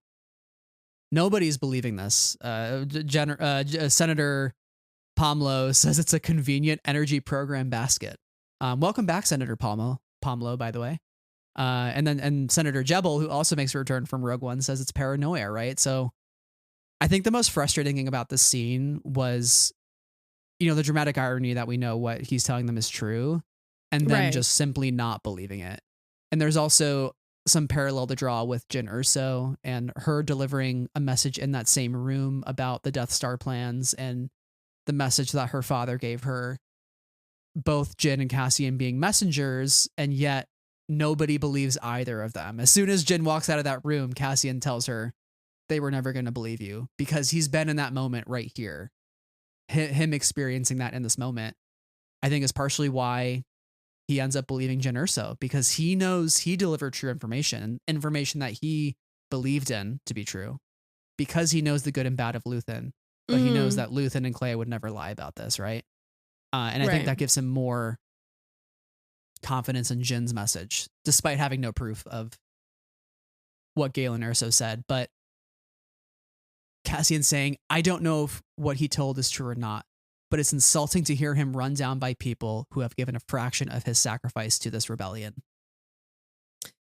Man, that's such an interesting thought, too, because they have all given a considerable amount to the rebellion. And they have, like, Mon has given away her daughter and lost all of her friendships and had to, and essentially burned her reputation within the Senate in order to be in the position that she is now. But I guess, he sacrificed more because he's sacrificed his life too at the end of it. It's an interesting thing to say, to kind of rank, order their sacrifice and value judge, based on that, when Cassian also doesn't know the extent to which they have planned and molded and created this rebellion as well. It's definitely a powerful statement and a very bold one. Luthen has chosen isolation his whole life. Sure. To some degree, right? I know he had Clea, but he has been willing to burn every possible connection and bridge he's made. He gets rid of all of his decency, right? Like, he is like a shell. Even Cassian, I think, says at one point, like, the way he twisted himself, right? I don't think they've ever burned their own decency, right? To the extent that Luthen has. And it's interesting to hear them talk about Luthen in this way, because I also think it's the same way that they view Saw Gerrera, who they were just talking to also.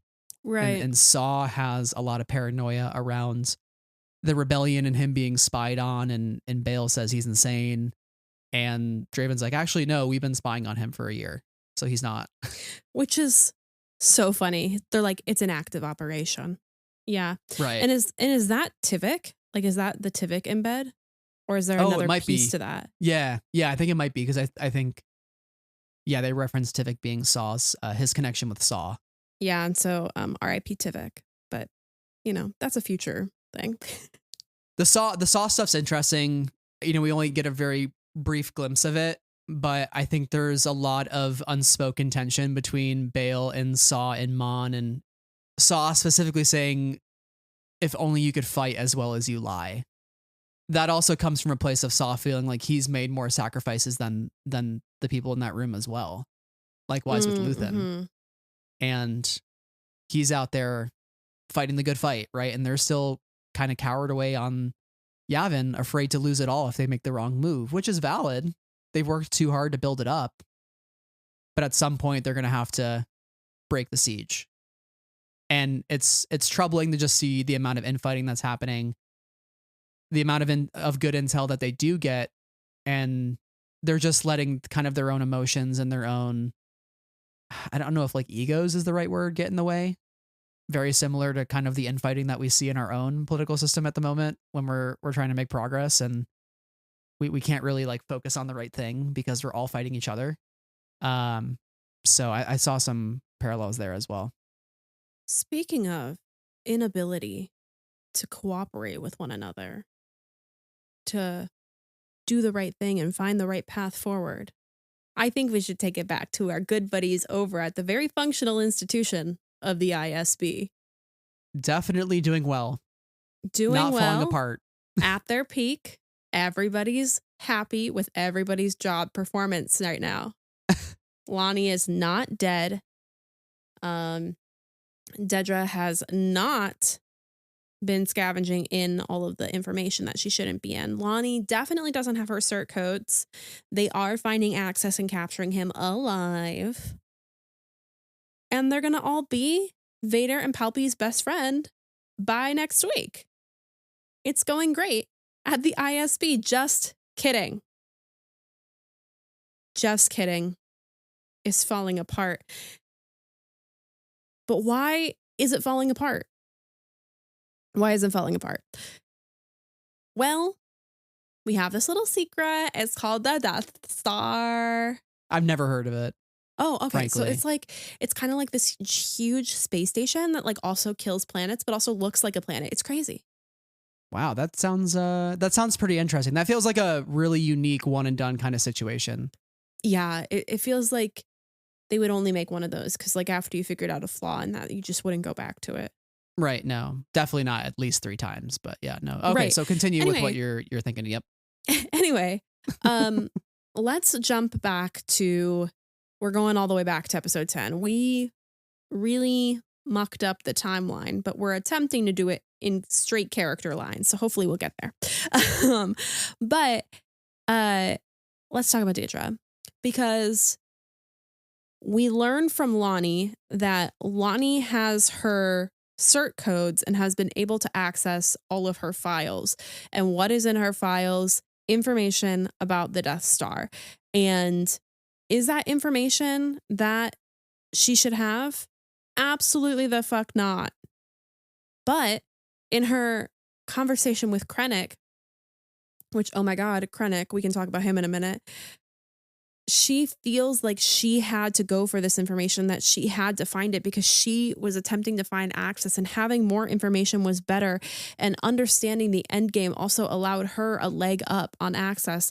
And even though it broke protocol, it moved her maybe a piece closer to her goal, or just allowed her to have some insider knowledge that would give her a leg up. Let us remember that she has experienced misogyny in the workplace. And she also is not somebody who comes from a privileged background or has a bunch of wins under her belt. So, although you could probably count Gorman as a win for her. But point being, she feels like she's always had to fight to understand. And that gets her in trouble. Yeah, like she said, she's had to be a scavenger. And it's a genius ploy by Lonnie because he knows she's snooping around. So like take advantage of the situation, start snooping where she definitely shouldn't be snooping, and now you've created a victim per se. And I love Krennic coming in and going, is the urgency of the situation not palpable? He is really winning the diva contest in this interrogation room. Like, he has kind of proven that he out divaed her this season. He's such a diva. Yeah. He calls Cyril her fringy friend. And then he does the just ridiculous pointer finger on her head moment. And she's just like shocked, eyes wide open, like mouth almost agape. And I just thought it was so funny. I was like, that is so ridiculous. It's an incredible scene because the tables have been turned for Dedra so much that she is completely out of her element with him, where in any other situation she seems fearful or seems uncertain with him, but she can stand up with him. And now she has no room to do that because she's not supposed to know any of this. And it's an incredible thing, him accusing her of, what does he say? Oh gosh, you should have been a rebel spy. I think you missed your calling. Yeah. Which is such a, if you aren't a rebel spy, you missed your calling. Which is such a slap in the face to her because she hates everything about the rebels. She hates everything about the rebels. And now all the evidence points to her being somebody who is not faithful to the ISB. Yeah, totally. I mean, she's dug her own grave. It's been a complete miscalculation. And I think it speaks to her arrogance and her obsession with access. You know, she doesn't know how to collaborate. No. That's her biggest downfall, is that she doesn't know how to work with others. And I think that's because of her upbringing in the Kinderblock. I think that's because she is like the only woman at her rank and is seen as, you know, by her coworkers as below her. She says she has to, I scavenged, but I had to be that sort of person in order to maintain my position. And what's so interesting about that with her is that maybe her audacity with the choice she made to go after Axis on Heart's day off, or any of these things where you're like, wow, that was an audacious move.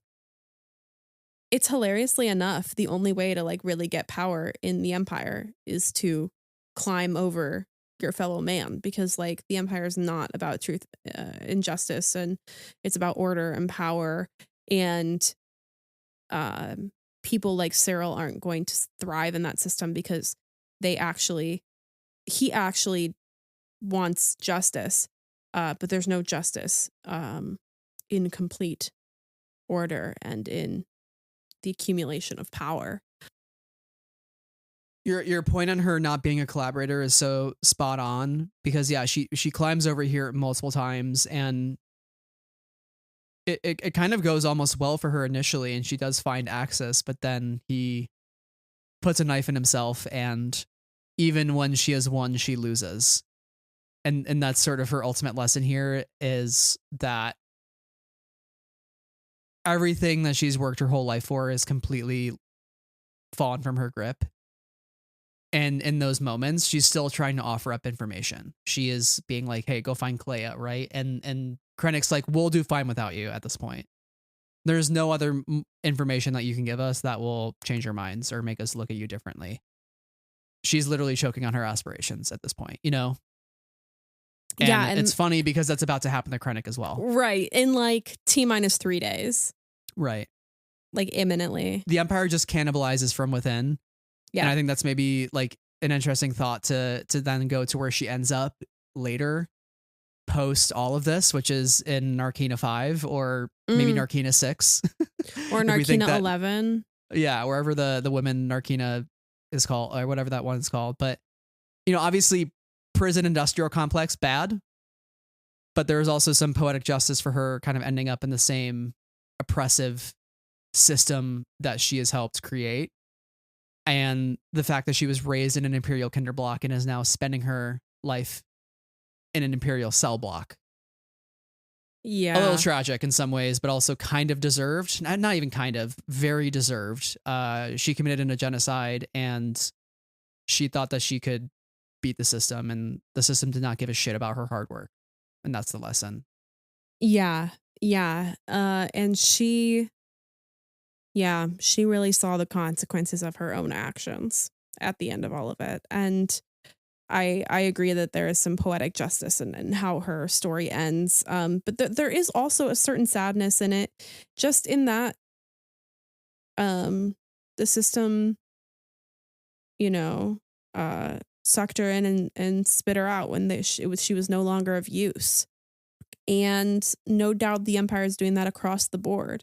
And again, it's like, we know not everybody in the Empire is the terrible level of evil that sort of Jedha is.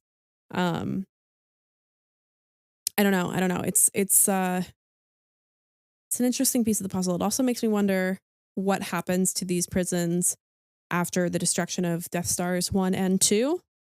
Right, reconciliation. Right, are these places that are then liberated for, we have a little bit of understanding of reconciliation. But how does it all really occur? Makes it interesting. Yeah, from Alphabet Squadron, from Mandalorian a little bit, right? Like, how do you reintegrate people with the Republic? It's Katie O'Brien's character, right? Yeah. Does Jedha live a long enough life to make it there? Or does she also step out of her Narkina 5 bed one night? Can I ask you what you think about that? Because I have a theory. About her, if she could reintegrate? No, not if she could reintegrate, but whether or not she would ultimately kill herself in the Narkina prison. I think it's very possible. I could see it happening. I also could. I don't think she can live with herself in there. Yeah.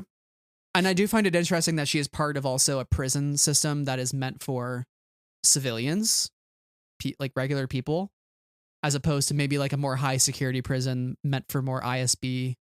Tony said in a StarWars.com article, quote, "Fascism doesn't just take down the oppressed. It doesn't just take down the people it's trying to control, and it inevitably destroys the people who've worked the hardest to build it. That's been true all through history as well. It would not only be irresponsible. It would just be a missed opportunity to not feel everything through every character. The intention is to climb into everybody's skin, no matter how much you hate them or how opaque they might seem to you, that you feel something when they go through something." And so, like, not to say that Jedha deserving this end to her journey means like we hate the character, right? I mean, we hate her and what she represents, but I think the strength of the show, and it's a testament to the writing and the performances, is that we feel emotionally invested in a character like Jedha, who is a horrible fascist person, but we ultimately care that she's in that cell by the end and are invested in it. But I mean, I think there's a value in showing the humanity of all people, even if Correct. They're terrible. Yes. In our stories, I think there's just an inherent value in that. Especially in Star Wars, we don't always, because it's so archetypal, good versus bad, good versus evil. We often don't get the strength of glimpses or strength of understanding of the humanity of the people that we consider evil in the shows and the movies.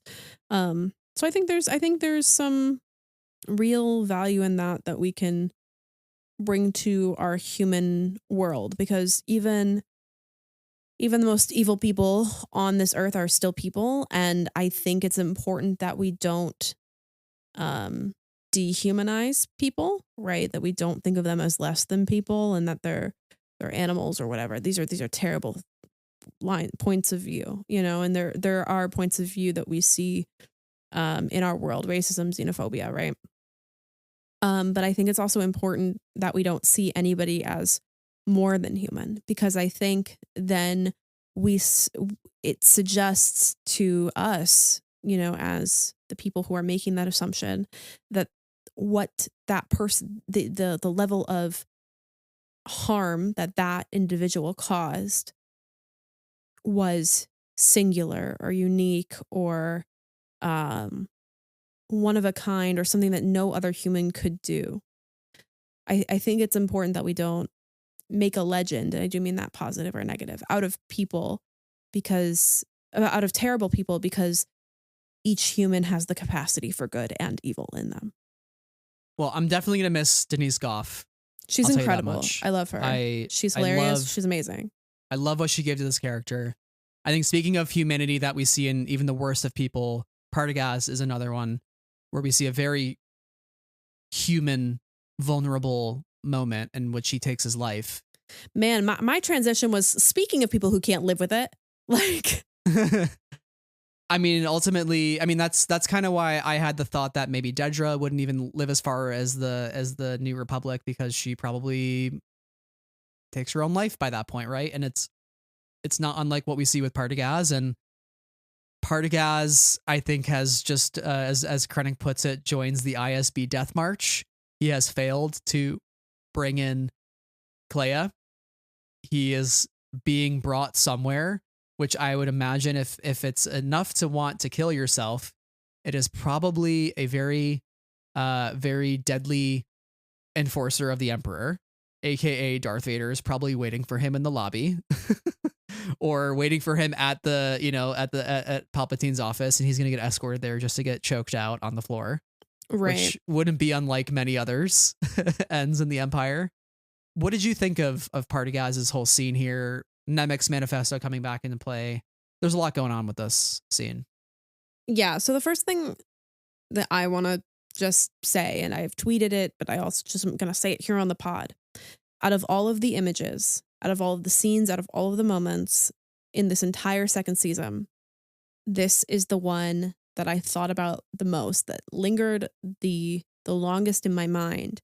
Every conversation that we've had about this show over the past few weeks, I've wanted to bring this up. I've wanted to bring it up because it's the moment that's just stuck with me the strongest, even more than episode 9, the greatest episode of all time. You know, it's just so interesting to me that this is the image that's been in my mind. I think that this moment is incredibly powerful. The scene, I think it's incredibly jarring. And then once you get over how like, whoa, it is, it's kind of like, well, sense is made. That makes sense as an end for him. Because I don't know how to talk about Nemec and Partagaz at the same time, even though they're in the same scene. But first of all, Nemec's recording, that is a different recording than the one we hear at the end of season 1. So oh yeah, I was like, wait a second, the inflection is different. So I don't know if they got him back to read it again, or if this was just another take of him reading it. Either way, I'm so glad that they used another take. I thought that was such a cool detail. He's clearly losing it in this moment, because he realizes the thing that Dedra realizes when Luthen stabs himself, which is that, or when he says like, there's a whole world out there waiting to disgust you. You know, the same realization of the fact that he cannot control, he can't be thought police. He can't control how others think. He can't control the spreading of ideas. And especially with the dissemination of Nemec's manifesto, he can't, it's the internet, you know, adage, like once you post it online, it's there forever, sort of a thing. And it is the final blow in his string of losses, right? Because with Lonnie, he's lost. And it's only because he's the big boss, right? With Lonnie, he's lost. With Hirt, he's lost. With Dedra, he's definitely lost. And now it feels like the whole structure of the ISB is falling down, because they now have no ability to control the rebellion, to control the rebellious thought, to control the idea of freedom. And that's kind of his entire thing. That's been his entire career at the ISB. And so what can he do but end it for himself? Because he can't live with the failure. And it's just so striking to me, because you're so joyous at hearing Nemec's manifesto and realizing that it's out to the people. And then this, you know, terrible act occurs of suicide. And it's, you know, a funky form of justice for Partagaz, but it's also a really terrible act at the same time. And I'm sorry, I'll stop monologuing in a minute, but I have to bring this up before I move on. And what I have to bring up is that, like, my immediate thought was also that Hitler killed himself. And I don't know how much I need to say about that, but obviously Partagaz is not the big bad, the architect of everything, out of all of our villains, but his failure was too great. He did not see a way out. And there is no other way for villains this bad, you know? Once you realize that it was all for nothing, how do you keep going? Yeah, and I think of Nemec saying, you know, the need for Imperial control is so unnatural. Right. And so to that degree, it's like, yeah, you can't contain the desire for freedom. It is too strong. It is wanted by too many people. And to try to dwarf that is going to be next to impossible. I love the idea that Cassian, a messenger, spread his message, Nemec's message, like wildfire, right? Mm-hmm. I immediately was just thinking of, you know, with Clea and the warrant out for her arrest, them kind of describing the warrant is because she has a disease and she needs to be caught before she spreads a contagion, essentially. It made me think back to season 1, which was Partagaz saying the purpose of the ISB is, quote, we are healthcare providers. We treat sickness. We identify symptoms. We locate germs, whether they have arisen from within or have come from the outside. The longer we wait to identify a disorder, the harder it is to treat the disease. Drawing a straight line to this moment where he just says, it just keeps spreading, doesn't it? And the other guy in the room is like, it's hard to contain. The healthcare provider allegory rang true to this moment. The sickness in the eyes of the Empire is freedom.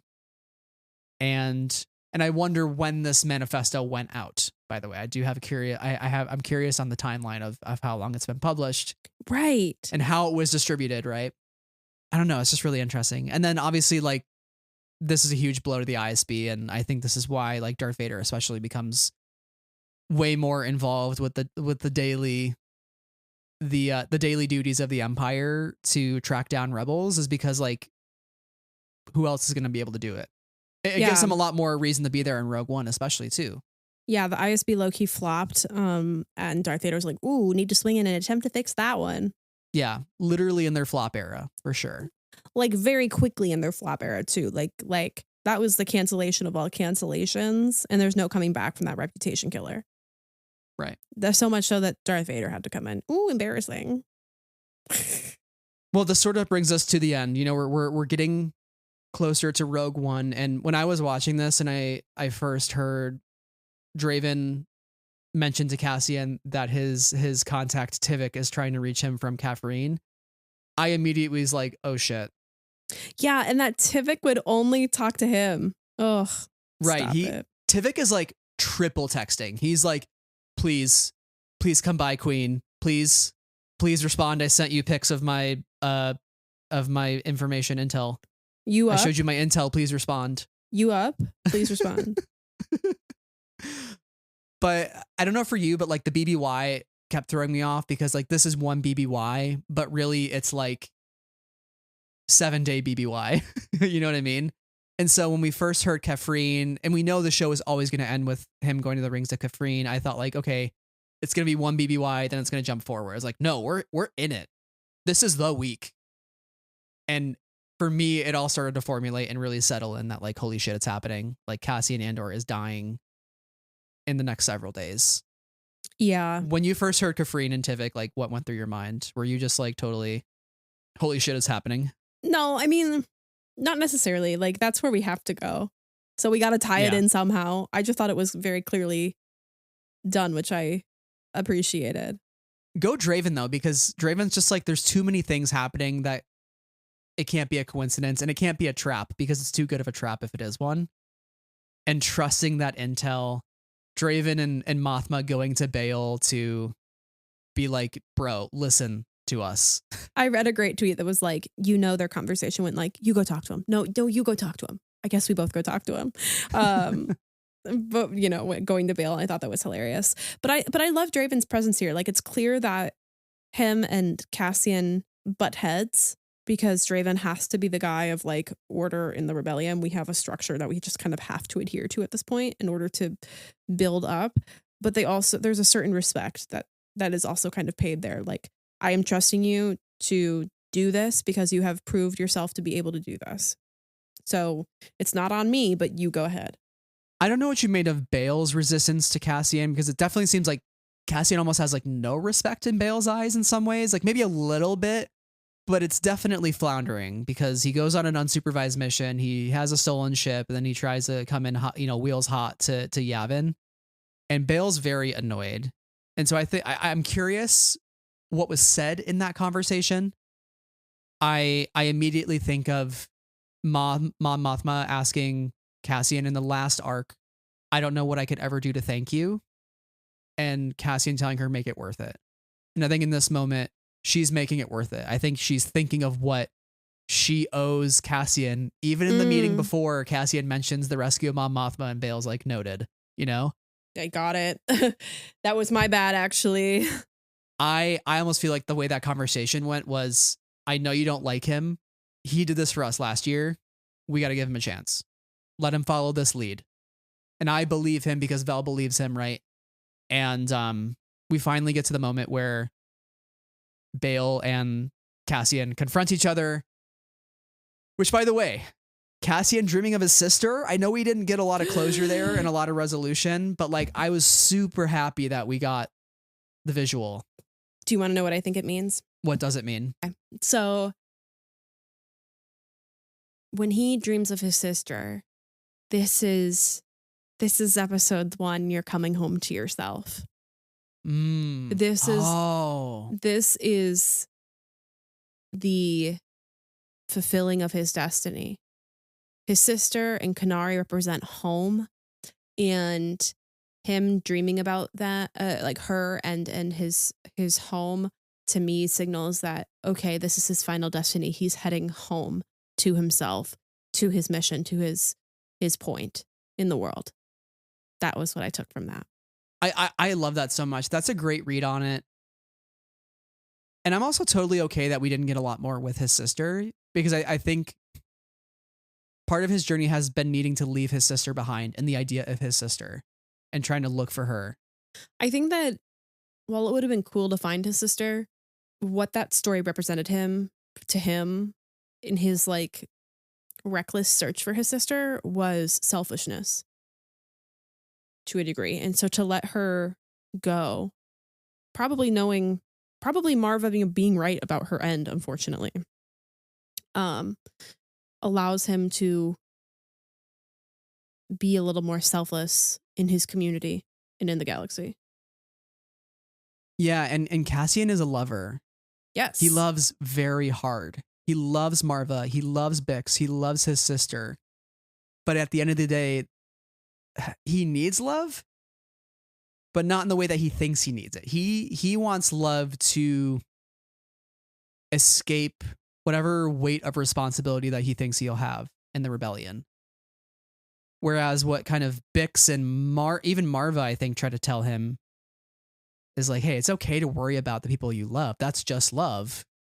But like, you need to use that love and have it drive you forward. Luthen tells Clea, use your hatred and that's how you win. Like, bottle that up. I think Cassian, on the flip side, bottles up his love. And that drives him forward. That drives him to do the things that he does in Rogue One. And that's what also makes him different from Luthen, despite them both making such a massive sacrifice for the rebellion. I think Bale's also driven by love for Brea, for Leia. And I think that's maybe also what gets through to him as well is, hey, maybe if there is a chance here, maybe if we are onto something, if we get this right, what does that mean for my family? And so he gives Cassian that chance. He tells Cassian, if I'm going to die fighting the Empire, I want to go down swinging. Right. And Cassian's like, you and Luthen would have had a lot more in common than you think. And it was just so great to see them talking to each other as opposed to fighting. Bale doesn't necessarily reject that idea that he might share some commonality with Luthen.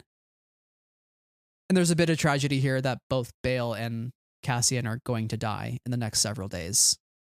And Bale does go out swinging in a way. Like, yes, he's on Alderaan when it blows up, but giving Cassian this go-ahead is the swing that the rebellion needed. All right, well, this is it. This is the final stretch, and when I tell you the past present suite started playing, and I said, how dare you, everybody involved in the making of the show? How dare you? Yeah. Number one. Yeah. If anybody knows, when we saw the Andor premiere at the El Capitan for season 1 and the past present suite played at the end of episode 3, I bawled my eyes out. I think that song has been on my Apple Music Wrapped multiple years because I have brain rot. I will just listen to it at all points in the day. And now I have a new version, Sarah. Yeah. Which version will make my Spotify top 10 or my Apple top 10 this year? Definitely this version, because you are somebody who will torture yourself with it. Yes. In the middle of a workday. I have no doubt. Correct.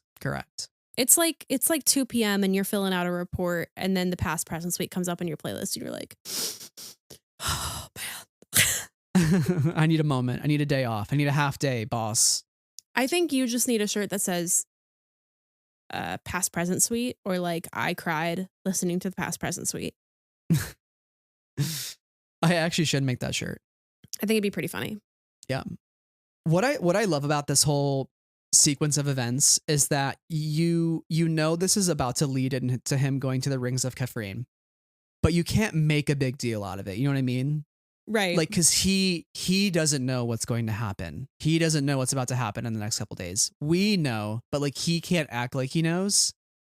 And I think they executed this perfectly, because I don't necessarily think like he's walking through there like, yeah, I'm about to go do this huge thing. He's just like, yeah, I gotta go like to Kafrene.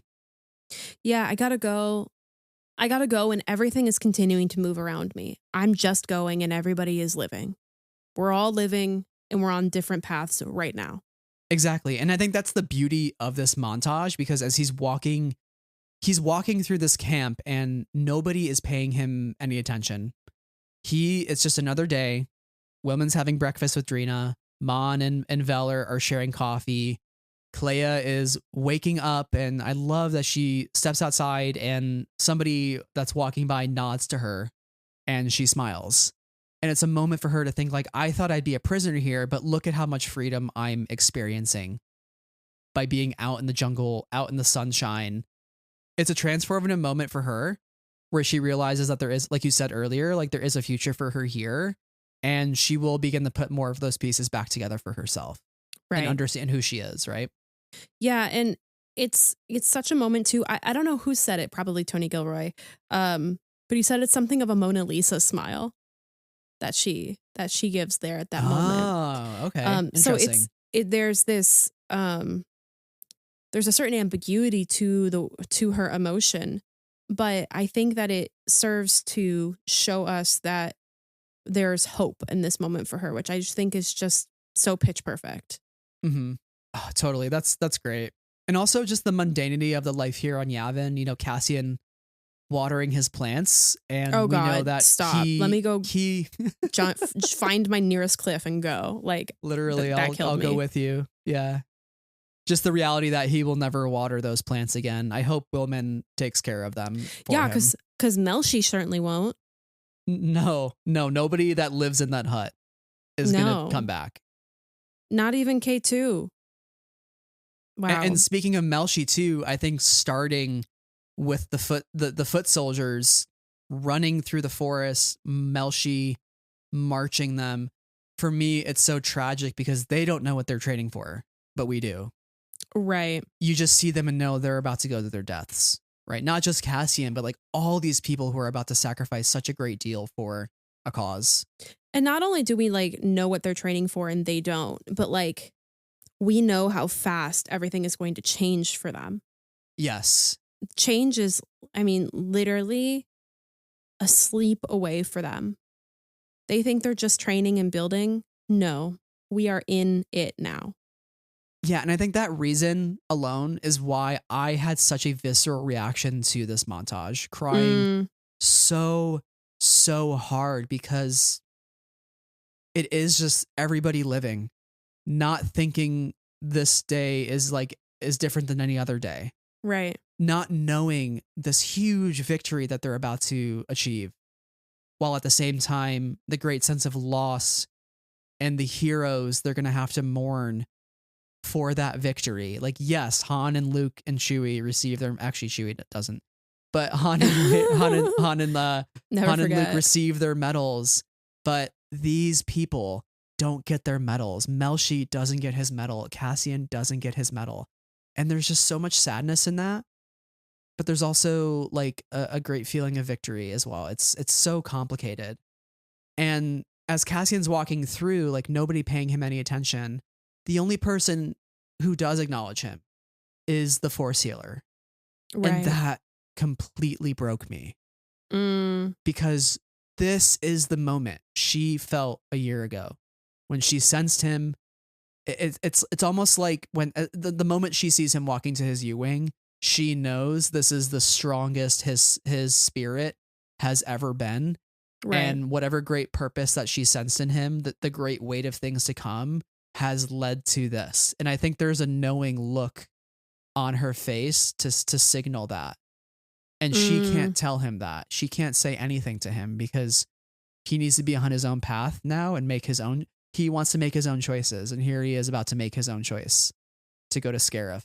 Is it possible to, maybe that acknowledgement is the acknowledgement from her is what signals to him that this is, because even if he doesn't believe in it, Bix certainly did. And that's why she left. So is there any recognition that he has in that moment that gives him kind of the, maybe this is big, maybe this is something really important? Yeah, that's such a great question. I think there could be like a moment for him where he goes, oh shit. But to your point about him seeing his sister in his dreams as like he's coming home to himself. Right. So maybe it's him seeing her, having the dream of his sister, realizing that he has finally come home to himself and that whatever happens next is his choice alone. And he's essentially in control of his own destiny at this point because of his resolve. But he's also doing this all out of love. Make it worth it, right? Bix telling him we have to win. Whatever's about to happen, we have to win, and he will do whatever is necessary to make that happen. And seeing the Death Star right before he walks into the U-Wing, the thing that will kill him before that door closes. The way that this is all edited, the way the music ramps up becomes very operatic, and that the U-Wing flies off. It's just such a moment.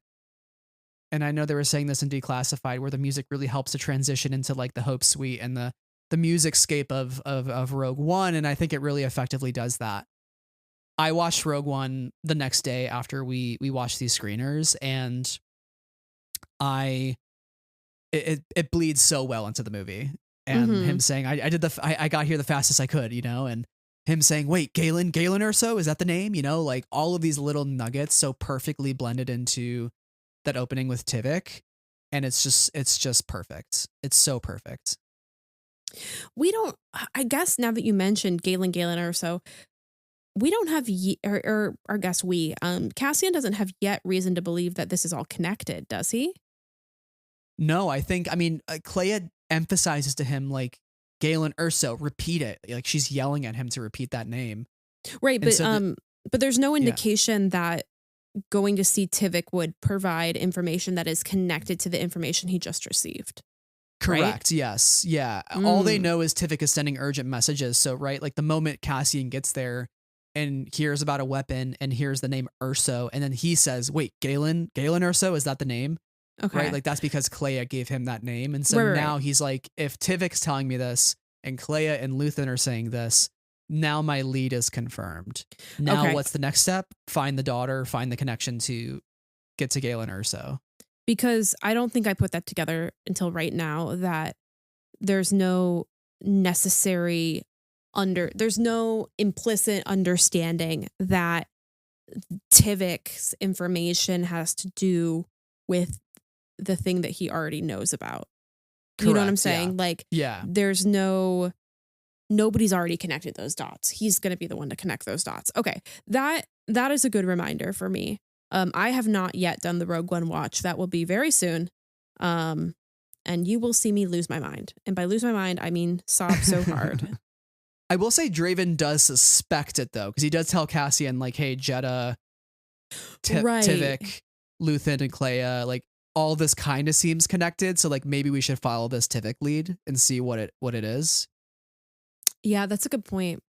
So there's a lot of moving parts, but there's definitely a sense that like there might be a shift here. Like Luthen just died, and that can't go unnoticed. You know, it's also interesting now that I'm thinking about it. Again, I'm bringing Rogue One into this conversation again, which we're not entirely there yet, but we also definitely are. Which is he doesn't let Tivik live. And the other person who had information this important was also not left alive, aka Oh my our best gosh. buddy Lonnie. The Lonnie, Luthen, Tivik, Cassian parallel. Oh my god. Like, well, I think the realizing is like this information is the end game. This information is so important, and if it does get into the wrong hands, it's so over. And like Tivik is injured, and the stormtroopers were coming, so like there was no room for him to escape. So Cassian felt like he had no choice. It's a really interesting parallel too, considering the information itself. Oh, it's like I can't wait to rewatch. I could watch Rogue One over and over again. I love it. I love it so much. I can't. I'm a crybaby, and that movie really gets me. So I think my first message to you after finishing 12 the other day was, oh my God, how am I gonna do this in a couple of days when we watch 12 back to back with Rogue One? Like I already know how much I cry at Rogue One, and now I'm gonna cry at 12. It's just like 3 hours of torture and misery of like stories I really love, but torture and misery. Yeah. I'm excited to cry my eyes out. That's for sure. More on that later, but I'm very excited. So, okay. Cassian's journey has just begun in a sense.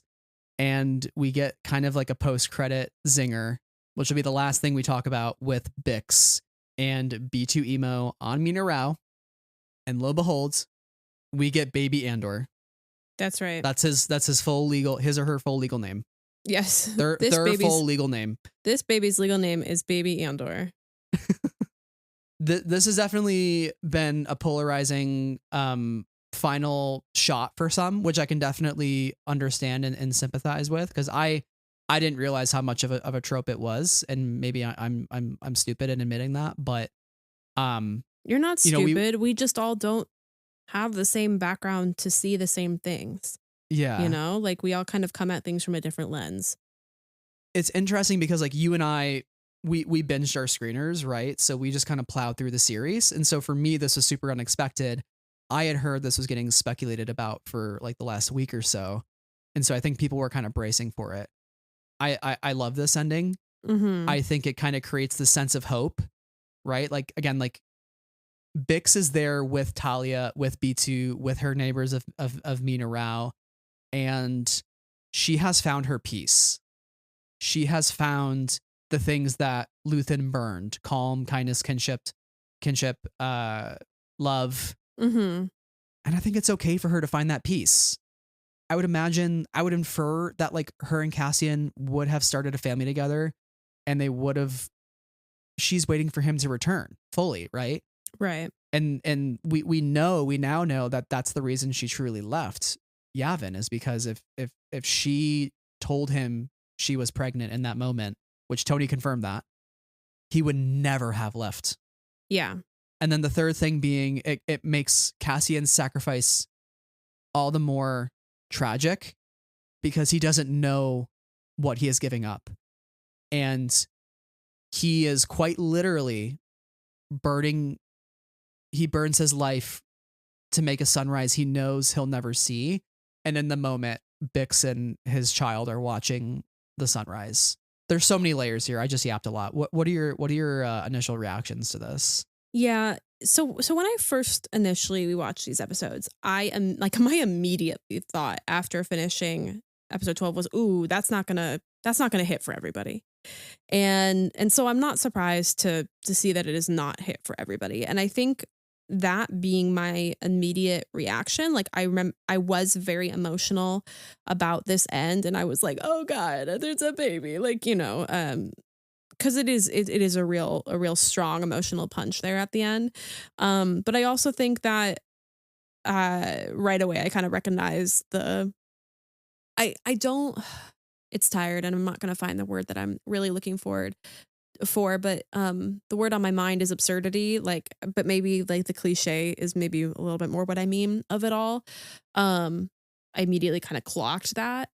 And so it was a little bit of like oh, I'm crying, this is so emotional, this is like this, man, we do an audio medium, and I really wish I could show you visually what I'm thinking about, which is this thing that my choir teacher used to do in high school. He would be like, here's how we have to make them feel. And he would mime like ripping his heart out and then like the beating heart and then throwing it on the ground and stomping on it. It's like one of my favorite things that he did. It was so funny. We have to make them. That's how I felt. That exactly. Like that's how it worked. It works, right? That's how you felt at the end of that. But I don't think the cliche is completely overcome by the power of the moment. So I think it maybe was like slightly less effective for me than it was for you. But I still think it was a pretty effective ending because as bittersweet as it is and as sad as it is, there's hope in that in where she is in that choice. She's among family, she's among friends, she has a community, she's not alone, she's not somebody who's lost. I think she's confident in her decision and she's hopeful and I think she trusts in Cassian too. And she does hope for the future where they can find each other, but I think even before that hope is the trust in him. So yeah, I don't know. I think a lot of the discourse on this particular point has been really valid. But I also don't think that her becoming a mother and having this moment degrades her or her journey throughout this show. And like her leaving, her choice to leave and her choice to go is still a strong one in my eye and is still one that is valuable and like and it's tough. her choice. It's her choice. Like nobody makes that choice for her. Nobody makes a choice for her. And like, sure, the narrative makes that choice for her in a way because, like we know where Cassian ends. We know where he has to be. And so I can see that. I can see a little bit of frustration with the choice because it feels like maybe the narrative is choosing this. But at the same time, I think that over the past 5 years, right? I mean, ever since Cassian returned, like the death of Tim, her torture, her sexual assault, all the things that she's gone through, she is incredibly strong still, and she is, I think, a really inspiring character, and she's an incredibly complex character, and I just don't think the choice of motherhood is degrading for her because I think that is a powerful choice in its own right. But I do understand the discussion around the cliche of this kind of being the ending rallying moment for sure. Mm-hmm. Yeah, and we already saw it too with, spoilers for Star Wars Rebels, right? We saw it with Hera, with Kanan dying and leaving behind Jason, right? So it's not a trope that's unfamiliar to Star Wars per se, but I agree. I can see the criticisms. I think it was effective for me. I think it was just like a nice little glimpse of hope when we know that Rogue One is going to be so grim and that ultimately the best in universe path for Bix is just to survive, right? Regardless of baby or no baby, she lives. She survives. She's standing on her 2 feet. Right. All the things that you mentioned that she went through, there's implications down the road that maybe baby Andor, like baby Andor will return, the meme. I joke on that, like with the Marvel end credits, but baby Andor is an adult during the time of the resistance against the First Order, right? So there's some really interesting implications there.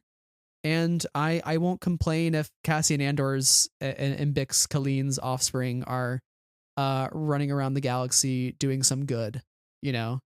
And I think maybe there's some additional hope in that as well.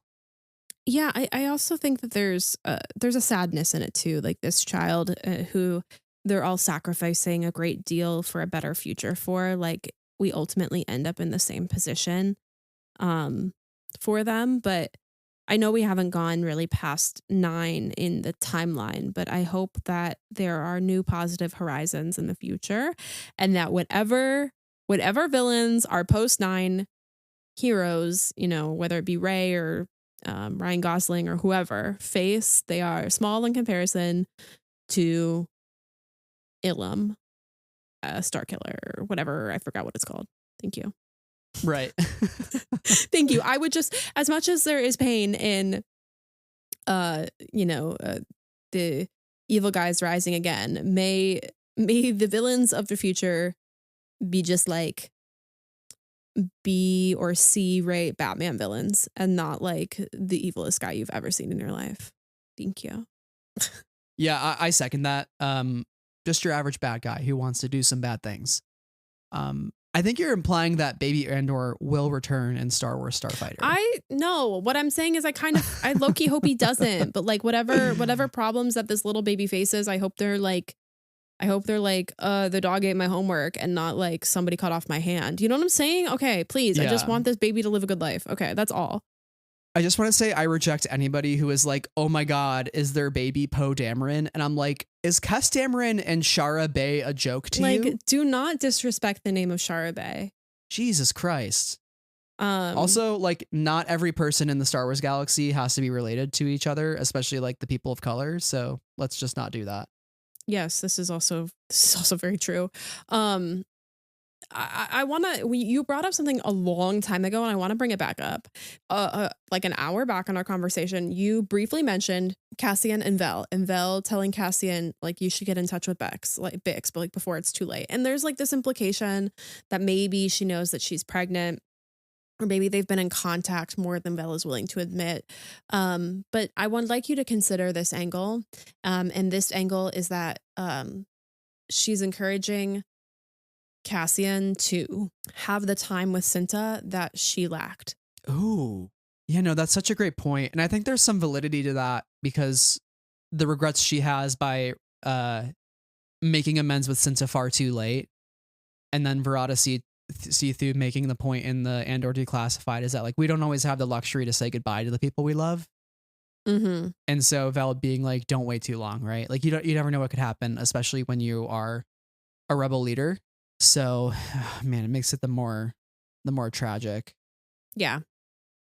Well, I'm just a ball of emotions. I love this show. I love this show so much. I feel like both seasons gave me exactly what I wanted. Sarah, I mean, do you feel the same? I mean, we're kind of wrapping up here. So like final words, final thoughts as we say goodbye to Andor. Final thoughts. My final thoughts are that this show has really been a gift. I'm grateful for the opportunity to have dived back into this character, who I, right after Rogue One was like, I need more of Cassian. And I'm grateful that this show has been so much more than just Cassian. We were talking about the women earlier, but like the women of Andor, all these relationships, this story about love, this complication of the politics, all of this is stuff I love. And I'm so grateful that this show gave us the opportunity to think complexly about Star Wars, and I think in a ways that we don't always have the opportunity to do just because of how the story is being told or what story is being told, and that's okay too. But I'm glad that this show really gave us the opportunity to think complexly and an opportunity to consider a lot of both the history and the current events that we have gone through and are going through in our world that are important. And I think this show is great inside of Star Wars. It's great outside of Star Wars. And on a human level, it just is one that can encourage us to be better citizens. So these are my final thoughts about Andor.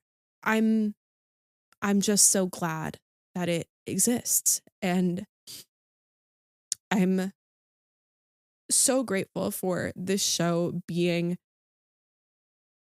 kind of exactly the thing in Star Wars that I've always hoped for, and one that we don't often see on screen within Star Wars. So yeah, I'm getting emotional here on the pod. Ooh, surprise. Sarah cries on the pod. LOL. Yeah, Sarah make it through a pod without crying challenge. Honestly, like the fact that I've come this far without crying while talking about Andor is like big dealio, considered like every time I watch an episode, I'm like sobbing my eyes out, barely able to form sentences. But there are tears in my eyes, and you can't see them, everybody, but I'm definitely feeling them. I'm with you there, because binging this was like the crying Olympics for me. It really was. It was really rough. I think I could stand on my step stool and say more things, but I think I should probably stop there. So yeah, those are my final thoughts. What are your final thoughts, Brad? I mean, I say final thoughts very lightly, because we'll figure out a way we'll weasel in more Andor combos here.